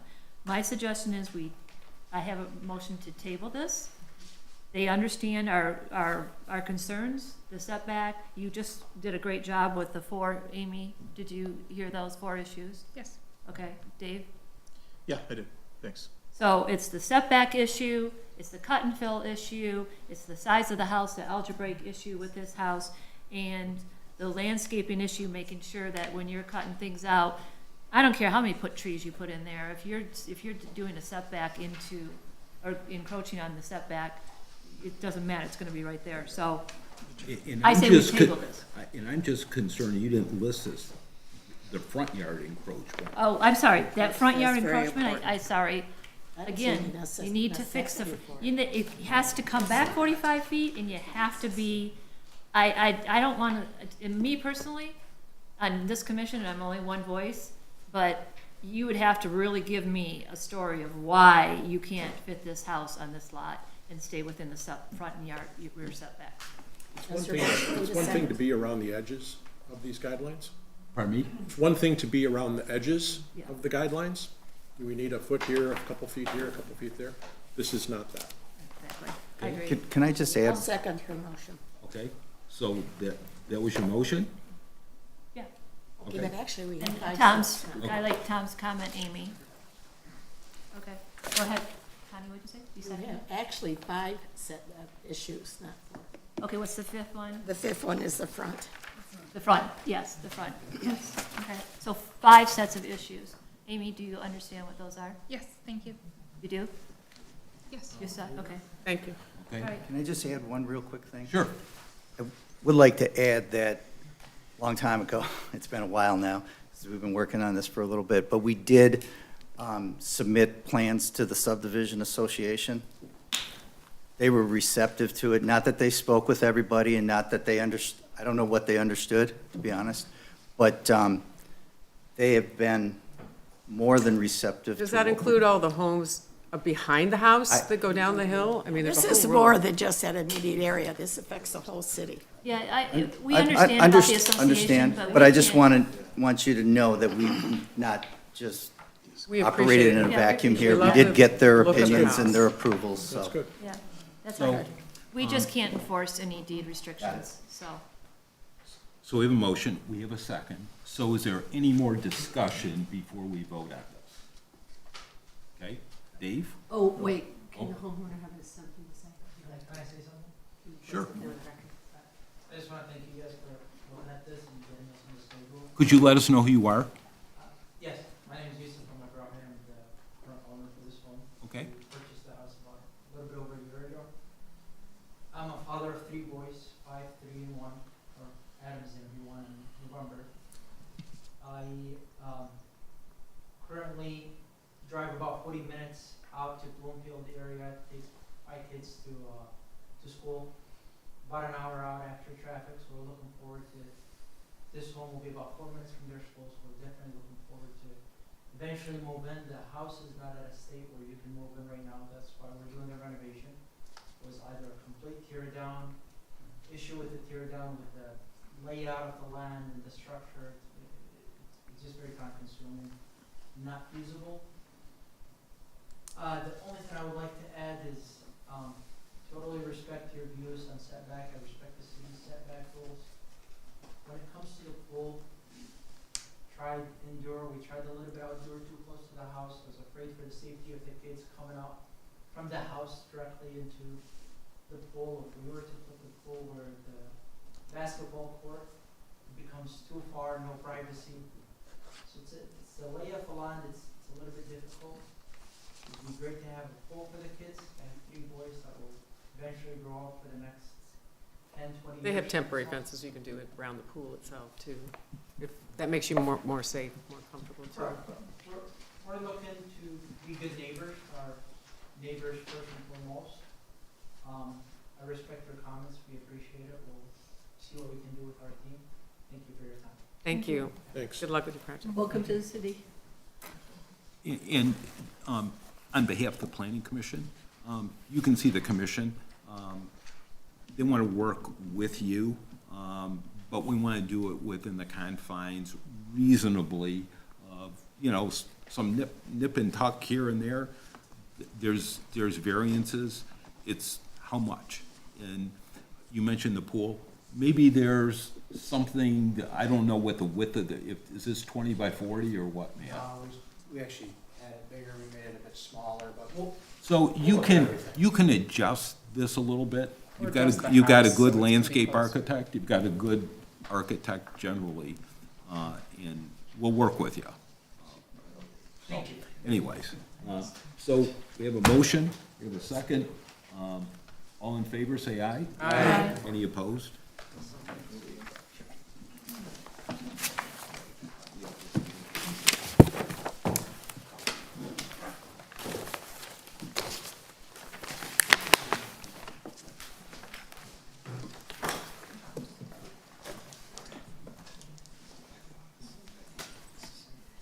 So the next item is the request of the property owner at 254 Woodbury Drive for a grading variance and to install a fence in the side yard.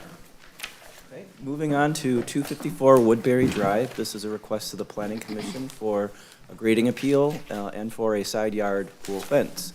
Site is located along the northeast side of Woodbury Drive in the A3 zoning district, so the A3 district standards apply to the site. Recently, the home was under construction, and so this application comes in following that activity. The yard determination layout is relatively standard with the front yard in green in the front of the house, the 2 side yards in yellow, and then directly behind the house is the rear yard in orange. Directly behind the house also is where the proposed pool is located here. And following the standards, we just want to show that everything in regards to the pool is in compliance in terms of its setback. The pool fence checks out at 4 feet in height, as is required or allowed, but a portion of it unfortunately falls within the side yard. The pool equipment is also in the side yard, so we look at that as a component of our review, just to state that a side yard pool equipment would require approval from the building official ultimately. So zooming into the side of the house, this is where There's also a pergola proposed in the rear yard next to the pool.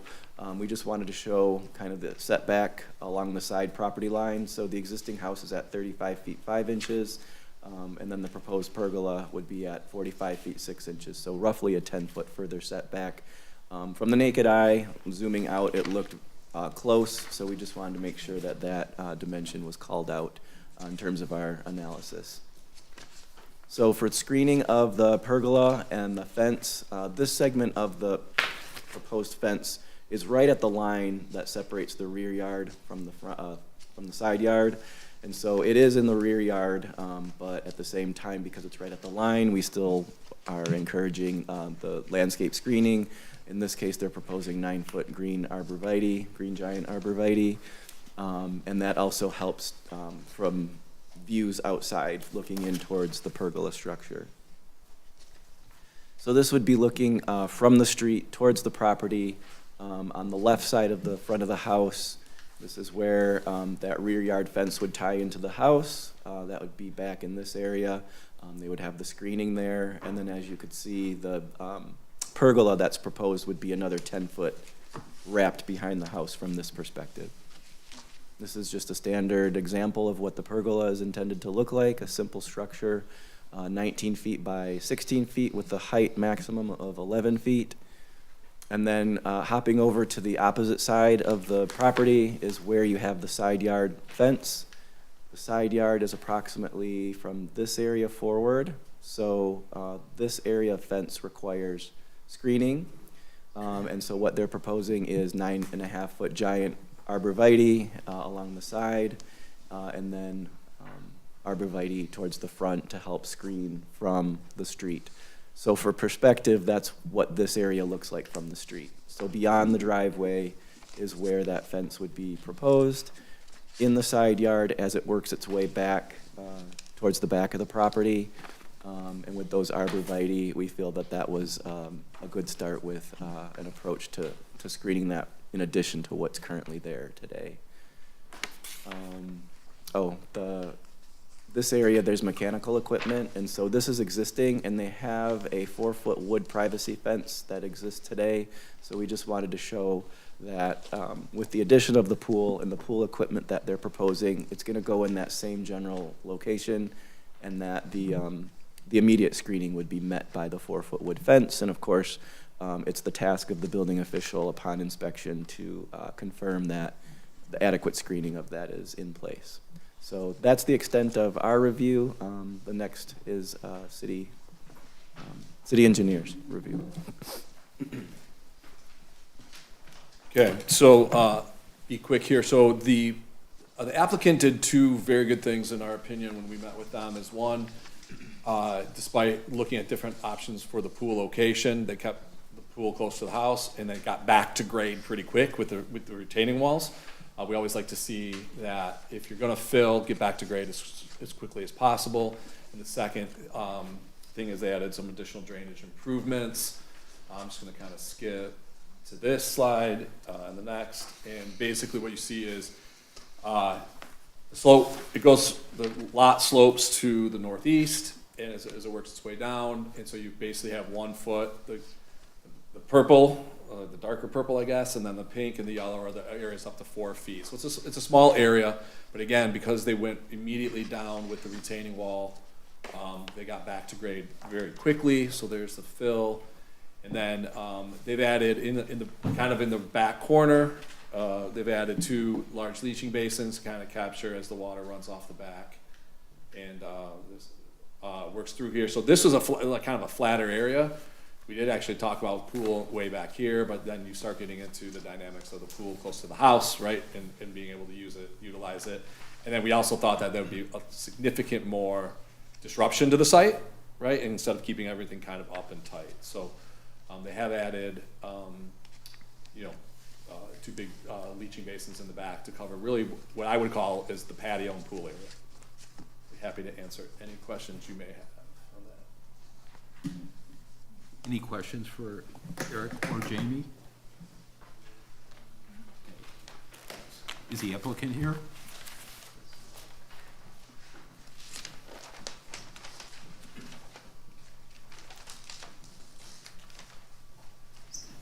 Chair. My name is Richard Hass, Stewart Hass and Associates. I'm the landscape architect for the client. And thank you very much. It was laid out very well. The only thing that may, if I missed it, but there's already existing arborvitae on the right-hand side. Those are the 9.5 footers that are already have established sort of that privacy evergreen screening from the neighbor to the east. Eric, can you show us where the fence is? Just lay up the slide so we can see where the fence is in the side yard. What we're, So, existing house in white, down here is the segment of fence that straddles the line. So it's this eastern segment that ties into the house here. I don't know off the top of my head what that segment distance is, but it's that portion that falls in the side yard. So similar to the one on the opposite side, it's just that due to the layout, it's more fully within the side yard. and share with me again, how are we screening the front of that? The front of it is Yeah. shown here. So this is the driveway to the right-hand side. So looking in from the street, there's a gate right here, and then you have 5-foot arborvitaes on either side of that gate. And what that looks like currently from the street is here. And I think we may have provided some photos doctored up of showing the arborvitae in front of the fencing. Oh, yes. Did you ever consider that jogged version? I mean, you have so much property, it's awesome, it's a beautiful lot. I mean, instead of being, we don't like to see fences from the road, so is there any, if there was gonna be a fence, it's always better to jog it and have the fence be perpendicular to the road.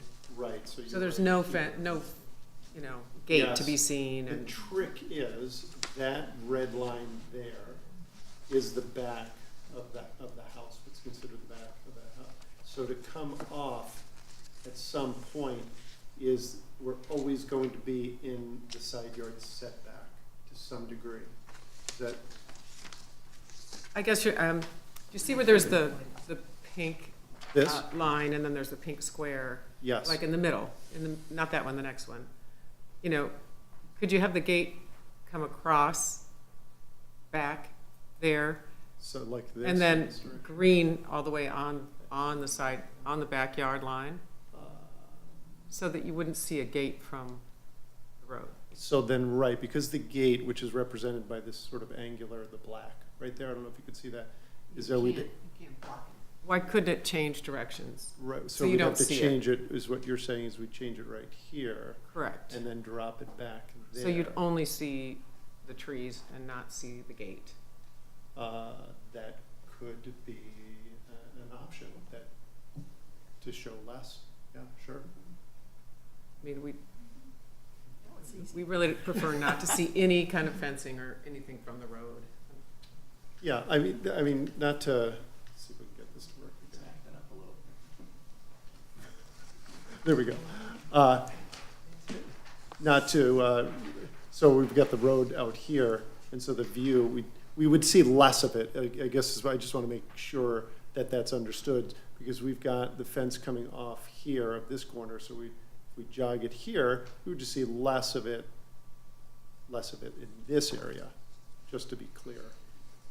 What I think what Commissioner's she's- asking what- is in this Right. photo, Yes. where's the gate? Oh, that's in that is representative of that side of the Okay. house? So there's one more. So, is in this photo, where's Yes. the gate? The gate is the black fencing that is, Right. yeah. So So, right, as so far as I know, that they don't allow side yard fences if you can see the gate. I understand now. Okay, thank you very much. So, right, so we put the gate here, Well, actually, no, well, you could put it there, or you can put it, in this, in, you could put it so that, to follow Commissioner Fisher's idea, I think, is you're saying, drop it back, have the gate there, so here's along the front there, the first portion of your fence, no, to the right, So that's gonna all be screened by evergreen? Yes, right? correct. Okay, so you're not gonna see it, because you're gonna have complete screening? Correct. And then, so the fence goes back to, yeah, to the lot, to the rear yard lot line. Correct. And you could have the gate there, so that it's coming in sort of from the east side? If Okay. you understand what I'm saying? Yes, I do. I Or do. alternatively, I mean, you can push it back into the backyard too. Right. But it seems more obscure if you had it just coming in sideways. Mm-hmm, mm-hmm. Yeah, we're the homeowners, and that suggestion is wonderful. We're fine. Oh. There you go. So you'd essentially just see trees. You Yes. wouldn't see any fence. Right, that's You the go- only purpose of the gate, is just to get a lawnmower back there for some other type of equipment. So you put a huge gate and wouldn't even see, yeah. Right, no issue with that. So we got the decision maker. There you go. Well, I think he was trying to look this way, like, is that cool? Oh. Okay. All right. So that's your comment. Just one, Commissioner. yeah, just a, So are there any other comments or questions or, so we've got the grading variance, but that whole backyard is full and, you know, it seems like Jamie said what they're doing makes all the sense in the world. And that's not a problem, because it does slope down in the back. You gotta do something back there, so, okay. Any other questions for, Richard. all right. Mr. Haas? Okay, no, okay. Anyone in the audience have comment on this? I think you should keep your town beautiful as it is, so that was very nice. Pardon me? I think what she said was very nice, that Oh. you keep your town beautiful. Okay. Well, Very nice. That's a nice comment. thank you. Okay. Anyone else? Okay, so I guess I look to the commission for any comment, discussion, or a motion. I'd like to make a motion that we approve the application as modified by Commissioner Fisher. Okay. Second it? Okay. All in favor, say aye. Aye. Any opposed? Okay. You got a beautiful house, and good luck with your plan. Hey, thank you, everybody. Good luck.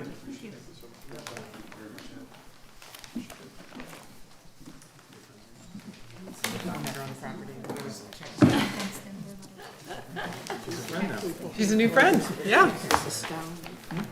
Darling young couple. There. See, next item is, And I understood that. Wow, that's scary. okay, next item is the request of the property owner at 420 Dunstan Road for a grading variance and to install a sports court and fence in the side yard. Eric? So our next item for consideration is a project at 420 Dunstan Road. This is for a side yard sport court fence, and a side yard dog run fence, so fencing focus, as well as a grading appeal. This site is located along the west side of Dunstan Road, near Woodbridge Road, within the A3 zoning district. Zooming in here a little bit, there's an existing home on the site, and initially, the way that the review and application is set up is that there was a pre-application meeting with the applicant that proposed an addition to the home, but that, as I've been informed, is no longer going to be proposed. So as we go through the plans, we'll discuss that, but at this moment in time, that is no longer a part of an application that would require approval of a variance. So Can you go back out? zoom out. Just because we just got the letters from all the different neighbors. Hmm. and it's helpful. This is great.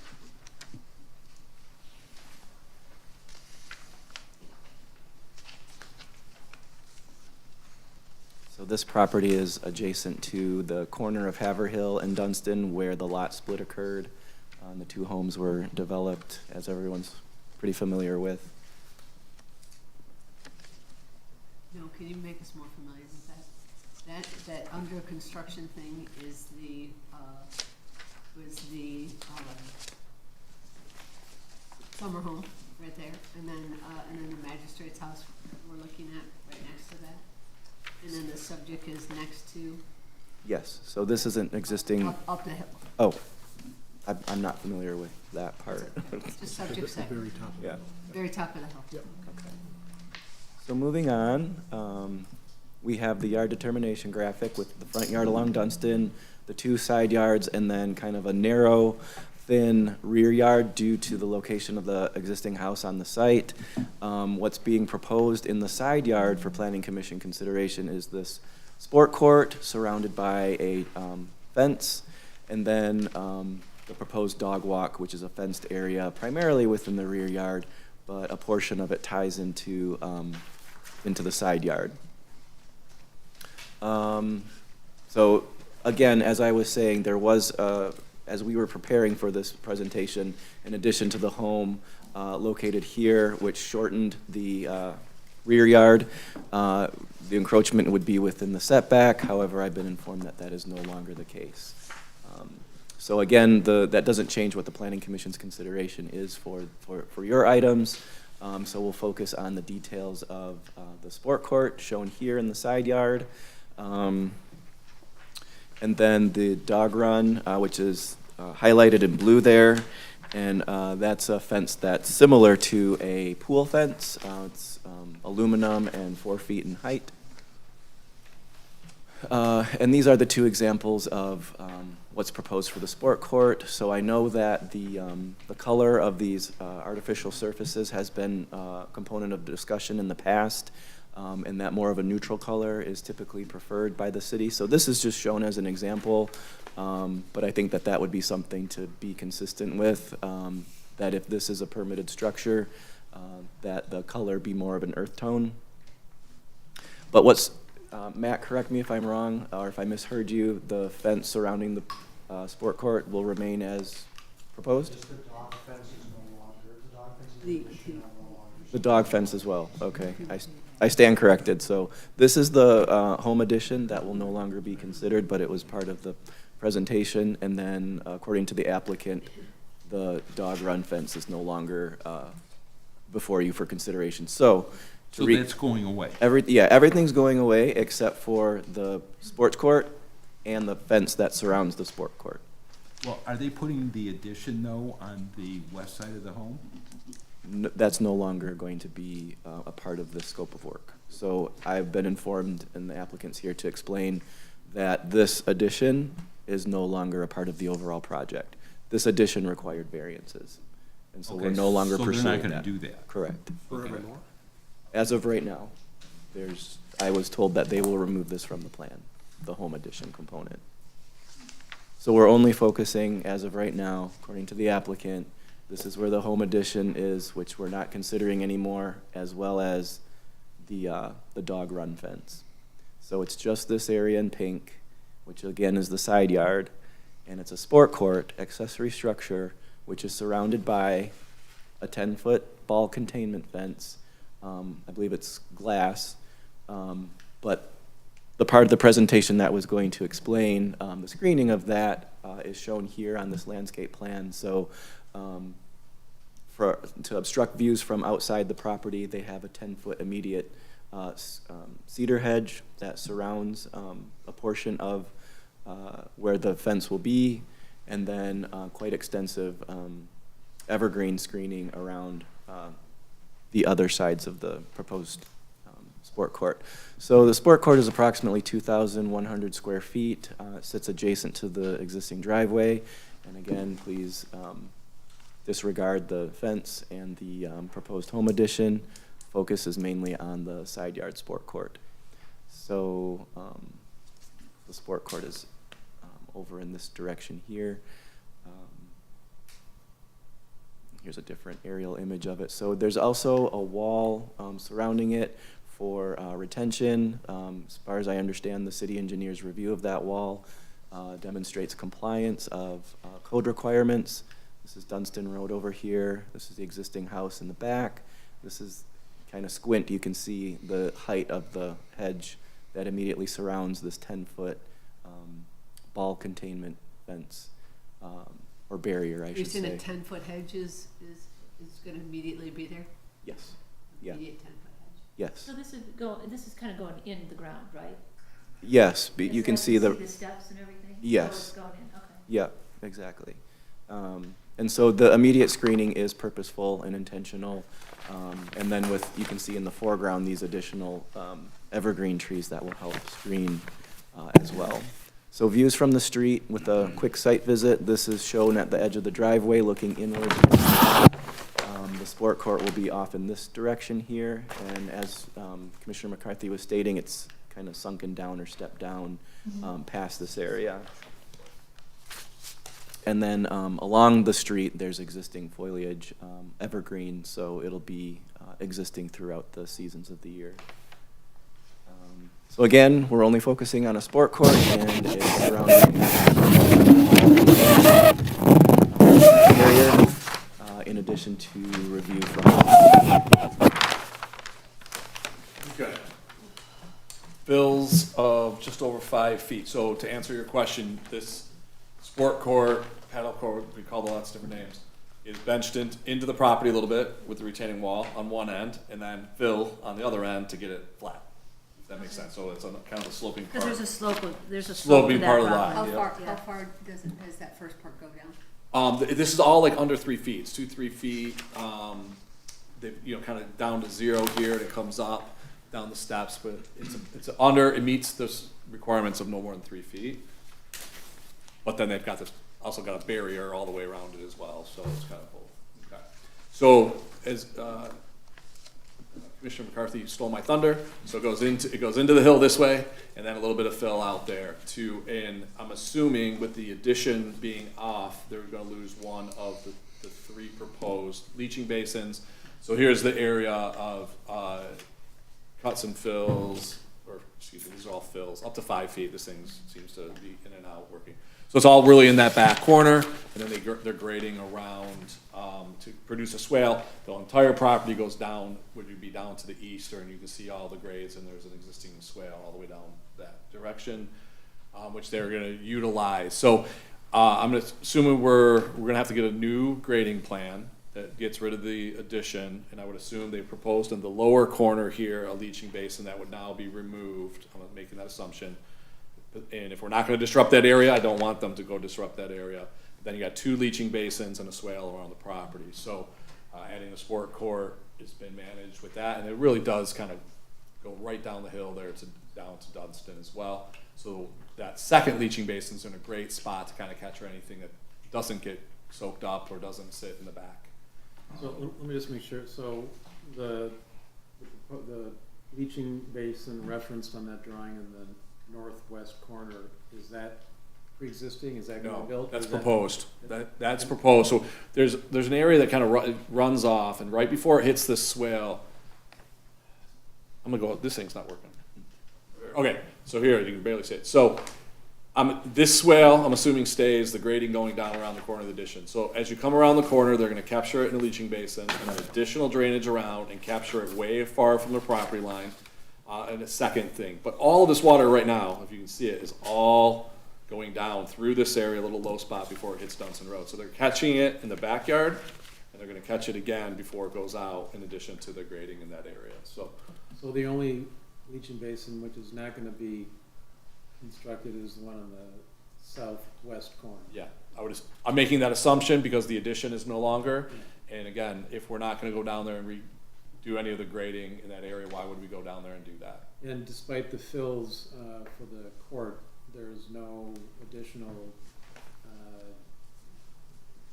artificial sloping, swaling to channel the water to either of those leaching basins? Yeah, so there's some grading back here to get to this first leaching basin, and then there's grading.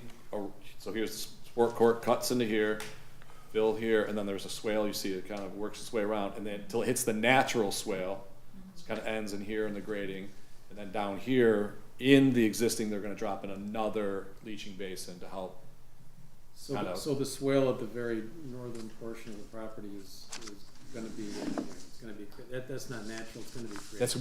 That's, so as they kind of push the sport court out Yeah. and come down, Okay. we're gonna make sure that the grading goes around that Yeah. kind of, I hate to call it peninsula, but see, like, as you get the grading out here, to make sure that we are beneath the property line and beneath this area, that the water has a good route, a good distance route to go around and down to the natural area, but then again, they're gonna put in a secondary basin in the corner.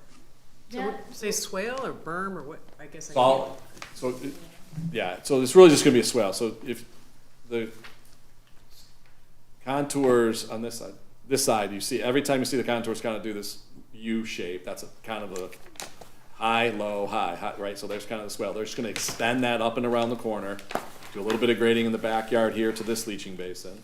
Anything else kind of wraps around, kind of like a side yard swale, kind of a house, foundation swale. And then they're gonna put in a secondary leaching basin and kind of capture not just the water from the sport court, but kind of all this area will have a chance to go in before it goes out. So I think it's more of they kind of split this, a leaching basin up in this area would be kind of just for the sport court, but they got the rear yard to here, swale around, and this is really for more than just the sport court. So it's a good what kind of solution. landscaping is gonna be back, there's grass? I'll have to ask I'm assuming that Matt or someone can answer the landscaping question. This is all, right now, you've got kind of sparse, you got there's some trees right in the middle where the sport court's like right here. There's some swales around, or some tree landscape, but this is pretty open right now, as far as I know. I think these trees are being proposed to be removed, I think that's on plans, but then you got all this green space and area to go up there as well. There's more trees on that Yeah, area. There's a lot. I yeah, saw, there's a lot. Yeah, and some of it may have been with some of the, if you look Look at, at all these. right. Yeah, there's a ton. And the neighbor has a new house. Did they do any drainage I'm sure, on that yeah, end? I'm sure, Do you remember? I don't remember off the top of my head, but, That's one where they have a tennis court and a pool. Sport court Yeah. over Right there. next So- to it. Not a sport court, but a pool. Yeah. so what we love to see is a route in between the houses, because that other house is like right here, right? In between the two houses that remove the water, kind of a side yard swale to move the water from the back around to the front. So I'm not sure if these were artificial or these were natural when this house came in, but I'm sure we made sure that they keep their water on their side, or at least go down past the house and down into this existing area here. Jamie, this is actually gonna help with those two additional basins because water does drain down Dunstan when you know what I mean? So this will help, Yeah. won't it? The road's kind of the valley, right? The road's got, Yeah. and it kind of snakes its way up, and Yeah. so this will offset, this will help offset the fact, number one, first thing is to offset the sport court is not, in my opinion, is not a normal, or we will accept a sport court, like a single family residential house, we have to kind of accept as there's gonna be some runoff, right? High versus low and where it But goes. not this one. When you start to add sport courts and big patios and motor courts is where we get into going above and beyond. I believe one of them is appropriate for just what they're doing, and one of them does benefit, I would say, Dunstan Road. Yeah, okay. So that's To the point, we can't protect from every storm out everything. there. Yeah. you But it's, can't use it, but it's reasonable. Yeah, it's reasonable. And if they come in with the addition, I would ask for one more, because I think that's another, I'd ask for the other one in the corner too. So keep them separate. Any other questions? So I have a few. So we've got all this correspondence. I've not seen any of it. Well, and we didn't either until just now. But we did have one piece that came with the packet. And this was from Peter Robinson, and he lives on Dunstan. He had some concerns, but his concern centered on sound, okay? There's another one, I just read it just real quickly as I was scanning these, about moving this as close to the home as we can. And they're concerned about sound too. So I just want to, I guess, surface a couple of questions for you guys and then maybe for the applicant. So we're doing a couple of things here. One is, can we just go back to the original plan, to the plan that shows the elevations? I'm trying to, no. I think you were there, Eric, originally. It shows like the plan of the sports court. I'm trying to, okay, that one, no, that one. What I'm trying to understand is, there's discussion about all these steps going down. So when I was out there, what I see is, this is really heavily screened.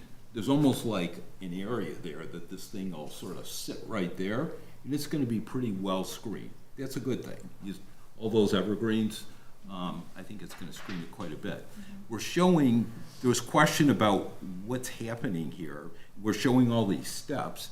And so as I'm looking at this, I see the finished grade at the top of that landing is 860. And then I see the finished grade on the court is, I'm gonna round up and say it's 858. I think it's 857.75. Yeah. So we're only coming down 2 feet, and yet we're showing we're showing about a half a dozen steps. So there's sort of a misnomer here. I mean, steps are 8 inches by code. Maximum of. Yeah, I mean, generally. Landscaping wise, you can go less. Yeah, you can go less, but generally speaking. So this thing's not really set down, just so everyone 2, understands. 3 feet at the most, yep. Well, it's set down, yeah, 2 feet in a quarter. The other corner is. I'm looking at 58.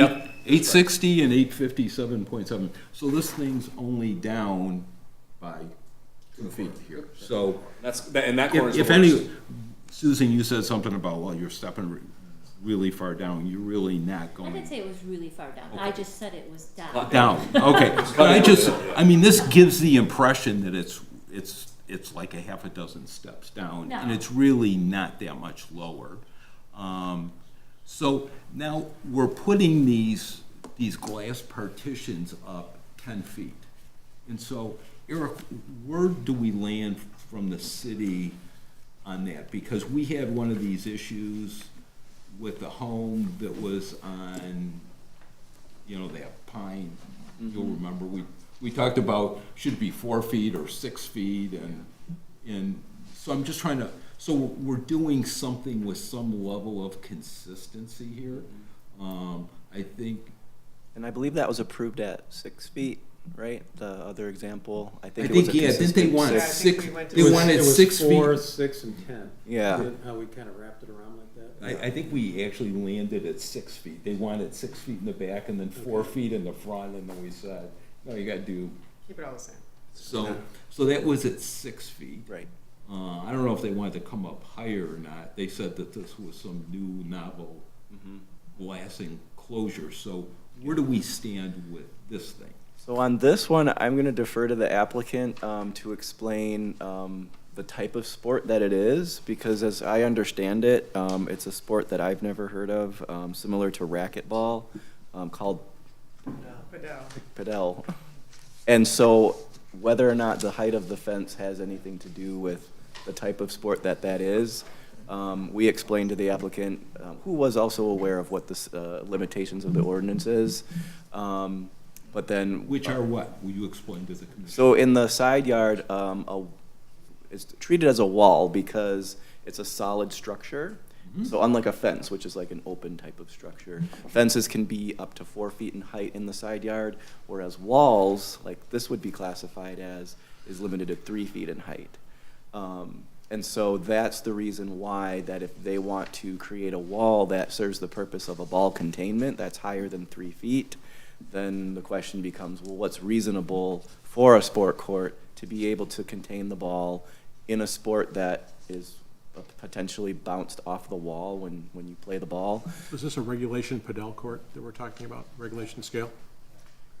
And so we had those conversations about, what the height of the wall would be in terms of its appropriateness for the sport. And so what we have is 10 feet. And so then, from our perspective, in bringing this before the Planning Commission would be, well, what can be done to satisfy or at least have an appropriate screening mechanism around the court, which is the existing trees, some of the proposed evergreen trees, and then the immediate 10-foot screening of the hedge.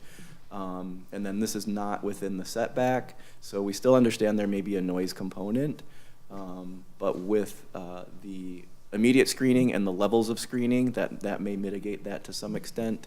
But again, that was the conversation that was had leading up to this point for the planning commission to further that conversation and take those dimensions into consideration.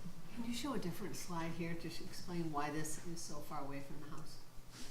Well, here you It's the can driveway. see, yeah, the driveway, To get into so the garage. Driveway. there's We an need the turn existing radius to driveway. get in the garage. And then the main, showing all the different neighbors. Okay, that one. Is the applicant here? Because, Yes. I think that, yes? Mhm. Yeah, if you could, because you put a lot of effort into that, can you just show me just where all the neighbors are that you talk to? Because people don't usually talk to their neighbors. I know the magistrate's sitting there, but the people next to you, this is a sport that hits up against a wall that we're not familiar with. The sound hitting up against the wall, and you explain that to them? It's a different, I think everybody's fear is pickleball. Yeah. Because pickleball does make a noise that I think that's probably some of the neighbors who have expressed a concern with noise. It's very different than pickleball, and the noise level is not the same. If you're playing with a, it's almost like a combination of tennis and racquetball, and you're playing it with a depleted tennis racket or like a racket with holes in it and a depleted tennis ball. So it doesn't make that same kind of noise. That being said, Matt has, I mean, I don't want to speak out talking, but Matt should probably talk. We put real care into creating a wall with trees and hedges and whatnot, but I don't want everyone to think that it's going to be the same noise that you affiliate with pickleball. It's not. No, the and same. he does a beautiful job, and I have all the confidence in that. I'm saying that you put a lot of effort into, and we just got this. Can you show us that which neighbors that you talk to, just point to them? So that we have a, So Matt suggested. you don't have to say their names, but you can just point to the No, I know, but houses. he wanted me to kind of do kind of a circle around our property. Okay, yeah. So that's what I really focus Okay. on, is just these streets right in here. I reached out, especially the people right next door here. And they said yes. Right down on the And other they side. said no, and they wrote a across letter. the street. Yes. And then talked to, One directly behind you, you talk to. yeah, and I mean, like I said, it was just me really. I used to live in that taking neighborhood, and she suggestion. clearly covered You everybody clearly that covered, could so you possibly did hear. the one that right above, the one next to it, right on the court, the people who are moving. Yeah, I tried to reach some of the people I wasn't able to connect with. Yeah, but, they're not. Yeah. Thank So you it very, was really just a circle around here. thank you very much. And your neighbor that is the new house, it's more their pool house and their pool on that side of their house, Right. correct? Yes. It's not their living room Yeah. and their, No, and just, so. so, I mean, you guys know the neighborhood, obviously, there is, like we said, where are we pointing mine? Oh, so the proposed site, so our driveway's here, it'd be literally right next to the driveway, and then there's a huge, most of our property is this huge strip of empty grass. So, we pushed it as close as we could to our house. Okay, can I propose this? Can we finish with Eric and the engineer, and then we're gonna dovetail into, we're gonna get Matt to give us an overview. Getting back then, so just from an ordinance point of view, we have what's considered a wall here. And so walls are limited to 3 feet by ordinance. Now, one of the considerations is when we set 3 feet, we considered visibility. In fact, if you look at the ordinance, what it says is how much obscurity there is in the fence. And so here, you've got a glass wall. So visibility is really not a consideration. I mean, we're not Not a thinking, problem. yeah, we're not thinking about a solid wall that you can't see through. It's a different type of wall. So as we approve this or not approve it or consider it, that's a consideration. We've got the height and whether or not it's fully screened. And when you visit the site, this thing is dropped down into sort of like this landing area that seems like it is suited to this. And it's not like it's really deep, it's just 2 feet below the existing grade. And so I wanted to point those things out. And now they've eliminated the other additions, so we don't have to worry about that. So, with that, I guess, is there, we don't have any other comments for Eric, right? No, Eric, that's Okay, all. now it's time for Matt to give us your 2 cents here.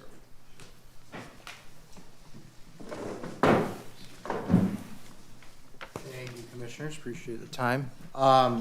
Yeah, so let me just address a couple of quick things. So, I was up here the case earlier, and I talked to my client in this case, and again, like, we really try to be respectful of the city's ordinances. So, one of the things we saw in the last case, and then I'll move on to what we're talking about, is that we want to try to be really respectful of the setbacks that are shown. So, the client agreed, and there was some other reasons why, but that's part of why we're gonna reevaluate the addition on the back of the house, is to try to be in keeping and explore opportunities that would satisfy the setbacks, okay? The fence, the reason that's gone, their dog, unfortunately, the day that we submitted for this, or a couple days before, I should say, got severely attacked right there by a coyote, so. Yeah, we have Like- really bad qualities right there. Like really bad. Hello. Yeah, like almost died attack. He's the cutest dog. I So loved sorry. him. They'd be right in our Circle Drive. Sorry, So- this is a thing with the city, because we have a lot of people that are worried about coyotes, and I heard about this case, and this is. Sorry. Is your dog okay? He's great. You met him. Yes, He's yes. great now. Yeah, was but so that was friendly. me reacting and calling Matt right after and saying, I have to protect the dog, but we figured Nerves out have a calmed. solution. So that's off the table. Okay, so the Padel Court. So very quickly, those of you that do not know Padel, and I was fairly new to it as well. I did one in another state recently, and it's kind of a neat game. But this is a game that, like Susie said, uses more of like a tennis ball type situation. So to give you some context, I just looked it up, because the one thing I'm hearing on all over the jobs, all over the country we work at, is the Padel noise. So, I'm sorry, the pickle noise. So it says, Padel noise compared to pickle is a lower frequency, muffled, tennis-like, less intrusive at a distance, sort of like a back office background noise. Pickle noise is high frequency, sharp popping, which travels far and feels more disruptive, especially in a quiet residential area. So just to understand the difference between the two. Is it the same as paddle, which uses a dead tennis ball too, correct? Yeah, very similar. Can I also ask, can the dimensions of that court, could you play paddle tennis? Could you play pickleball? Could you play another sport rather than padel? It's a different, it's not the same Surface. Different surface too. So you could, but it's not like conducive to the other ones. So we have to assume that if you decide in a week from now to move, then somebody else comes in and wants to play something different, they got that opportunity, which is gonna be potentially noisy. Is this designed with the gap, Oh, like a good traditional point. Padel Yeah, court, just think in and that. out type? That's exactly right. That's good. That's a good point. It would be difficult, Will, based on the way this court's designed. If what Matt's saying is correct, that they're It's designing not it as a custom true fit Padel to court, it sports. really is purpose-built. Yeah, we're bringing a company, should you approve it, we're bringing a company in that specializes in these. Are there lights? No. We know you don't like lights. I think it's great. It was time. The other thing I want to point out, and it was in one of these slides, is right next door to the east, and some of you know it, is a full sport court that still is quite visible from the road, okay? So whatever, I don't, it's fine, the neighbors are fine with it, but this is right, our court is right in line with that court, okay? And then to all the points of the professionals here, we're not messing around with little 8-foot trees. As you can see in our plans, we're proposing 18 to 20-foot trees. We've got 10 foot along the glass. I mean, this is going to be, and then you got the existing screening by the road. So when it comes to the size of the glass backdrop, one, even if we didn't have as much screening, fairly hard if you've seen like a glass pool fence to see it too much. And second, tennis is 10-foot regulation, and there's I've gotten, over the many years here, gotten a few of those approved. And so there's no difference, except tennis is gonna have more of a chain link type fence. There's no difference in the height, okay? So padel is not something where tennis is 6 feet and this is some out of the ordinary. And we all know there's plenty of tennis courts around. So again, not trying to, you know, set any kind of precedent, but this is, nothing outside of what, other sports in this community are. And to Walt's point, we did a number of things. So in my world, I'm always fanatical about aesthetic. So we tried to balance it into the ground a little bit. So of course, clients first, like it looks good on their property, and then how does it look from the street? Well, you can't see it. And then how do we minimize the number of, or the amount of grading we have to do? So basically that balance of about 2.25 feet and then a little bit, minimize the amount of fill that we had to do. And then I know some of the drainage comments came up earlier, which I appreciate. That little swale that we have to add, I mean, we're not talking about, you know, cutting a big riverbed in there. It's just a little bit of a 1 foot swale in about a 40-foot, maybe 50-foot area that we're doing. So fairly disruptive. And then kudos to my client, Susie. She has been on a marathon talking to the neighbors and really making sure that people are receptive to this, and she, you know, they don't want to be bad neighbors. So as you saw, she got a number of good letters. We had a couple in-person meetings. One of those individuals is here right now. We also had a meeting with an architect that, you know, so we did a lot of foreground work. And with that being said, I'd be happy to answer any questions you have.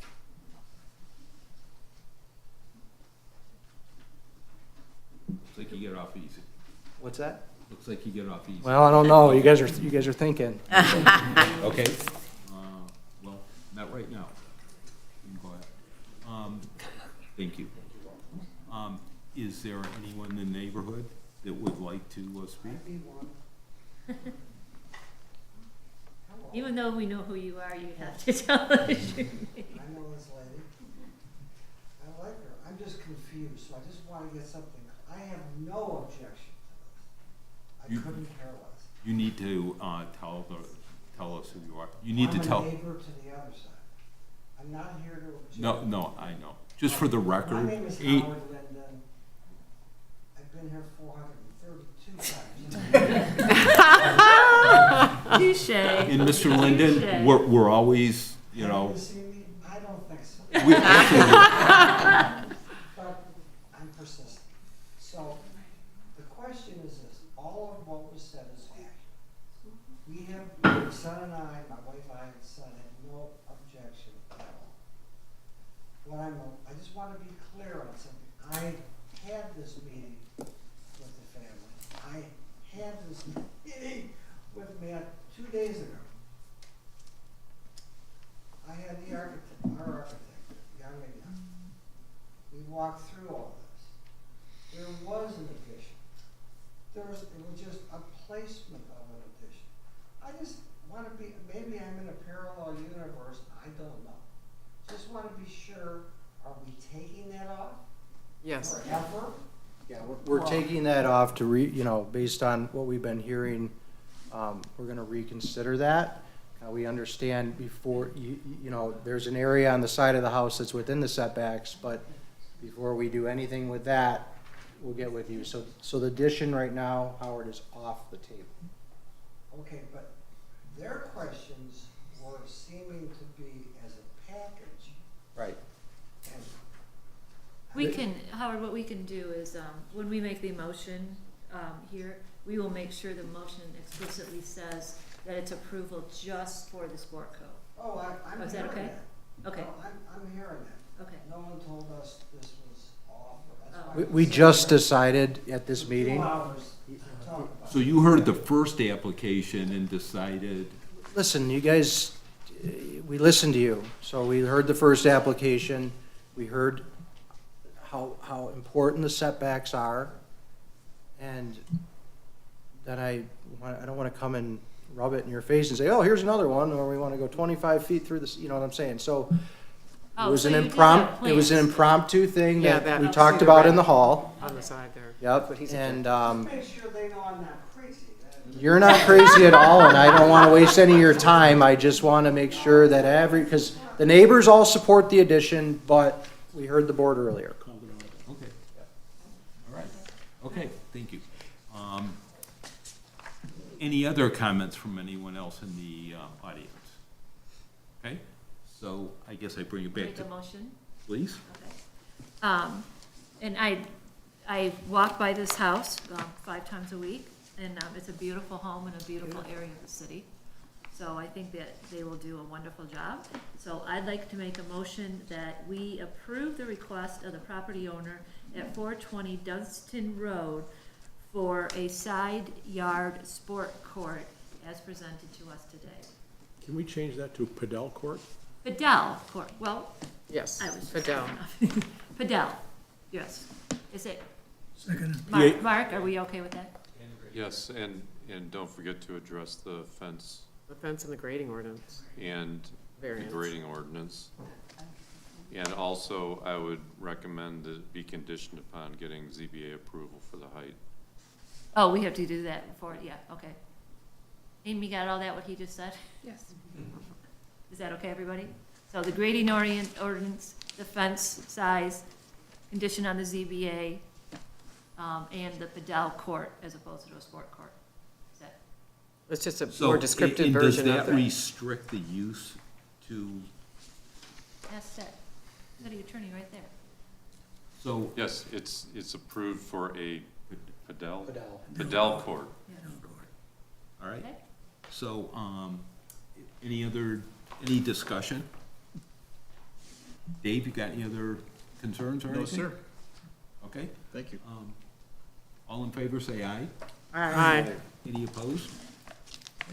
Good luck with your court. I expect you all to come and play. One Is of the your- dog One of okay? your very near neighbors will be knocking on your door. Instead of- Tom's an athlete, watch out. Instead of walking by, Susie, I'm gonna stop by now. Okay, will you? I'm so excited to see more neighbors. That's great. It's a great neighborhood. Yeah, it's beautiful, it's gorgeous. Their house and Great grounds is people. beautiful too. Thank you for taking the time to get the neighbors. That really helps us in our decision. Thank you. Thank you, good luck.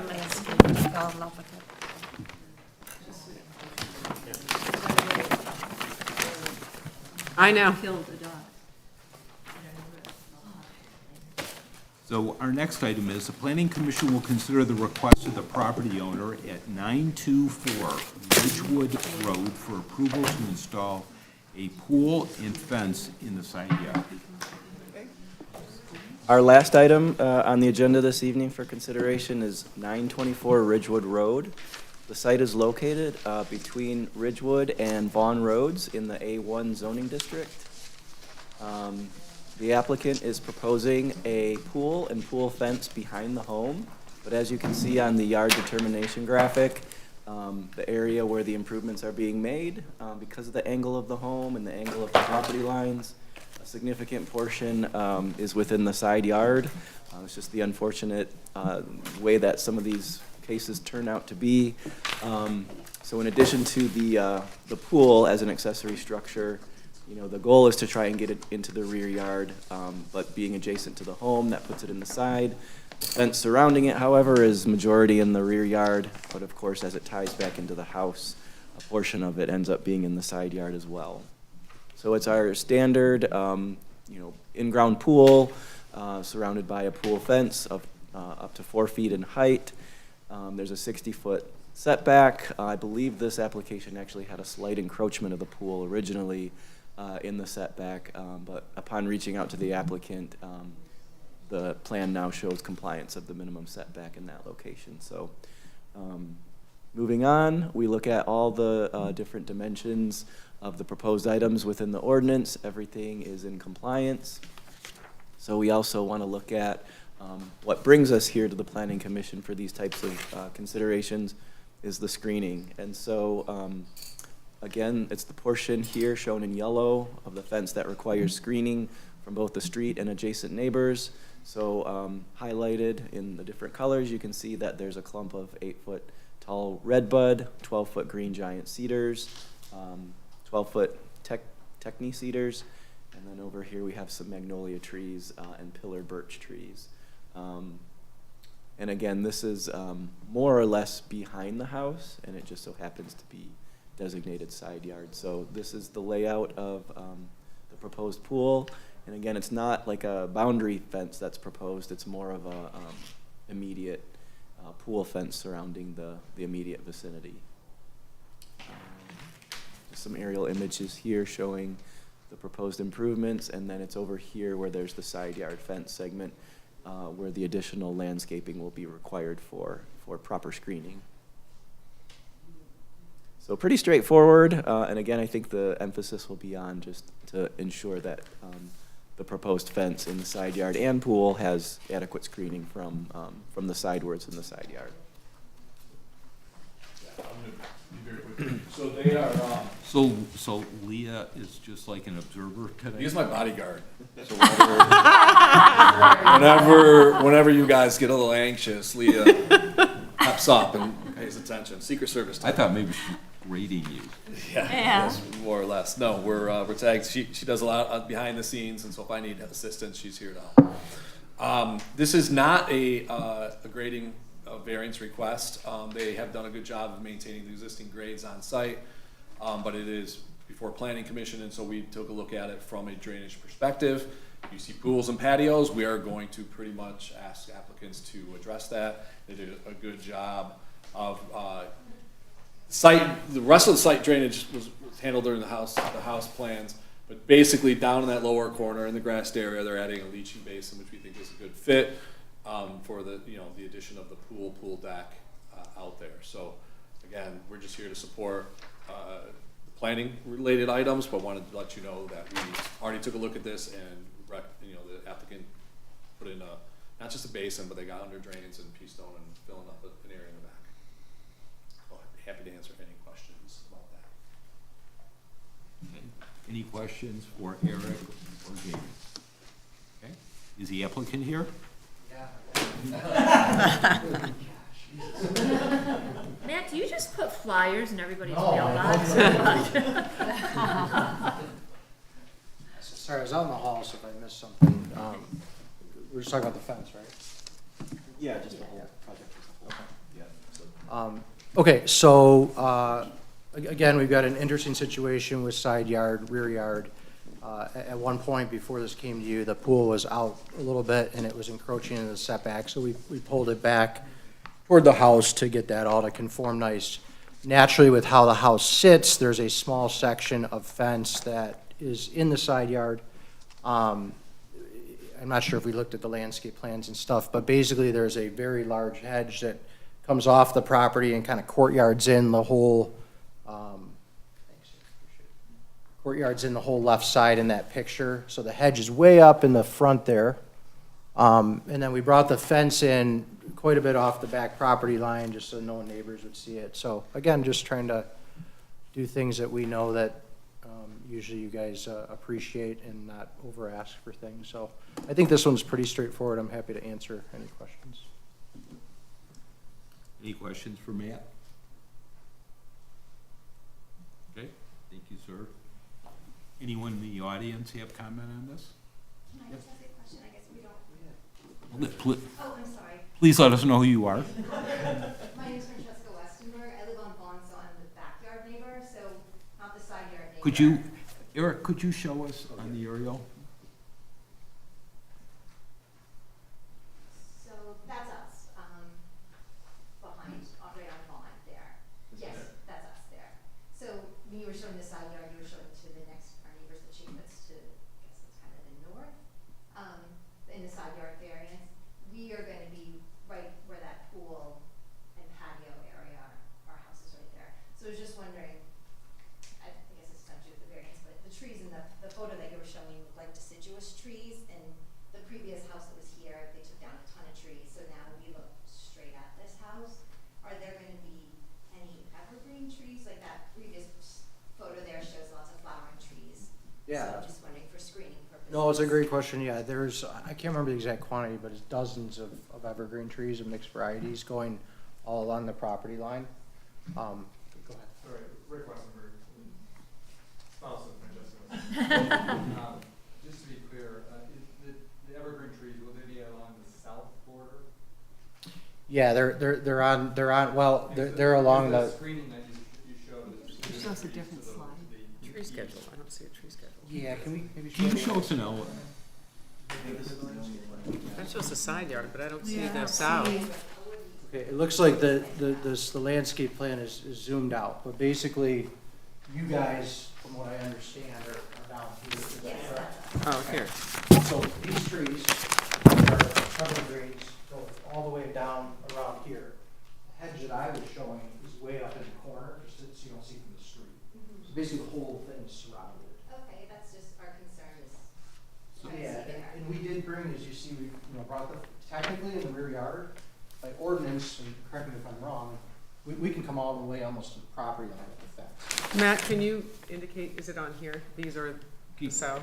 I think that looks like a site plan. Or just show them. Let me show you right here. Does this Yeah. help them see the So- trees that you're putting in? So there's evergreens going all along this, all along here, and then there's a large hedge that comes out the corner of the house, and goes out here to kind of give them a backyard, as far as from the road. So it screens everything, and then we brought the fence in instead of, technically the ordinance, we can come out here because the rear yard, but we just got it in so that it's not being seen. Well, they're already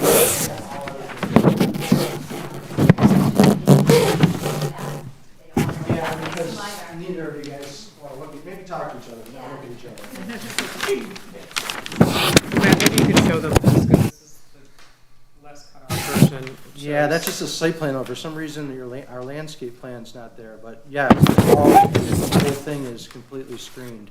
Matt, the evergreens in, they're, Yeah, everything we have is between 10 and 16 feet, kind of staggered. So a fence is 4 feet, it's a metal picket fence, so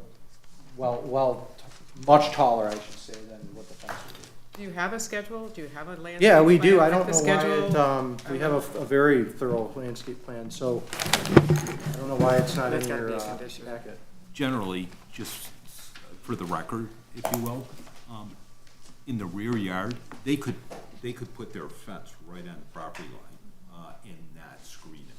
So, actually, the fact that they brought it in towards their home a bit, is a good thing. You're not gonna have to be looking at it, because by right, they could do that. And so just a consideration, and Matt explains that they're gonna put a lot of tall evergreens back there, so it's gonna screen a lot more than the fence. It's gonna give you screening for the home.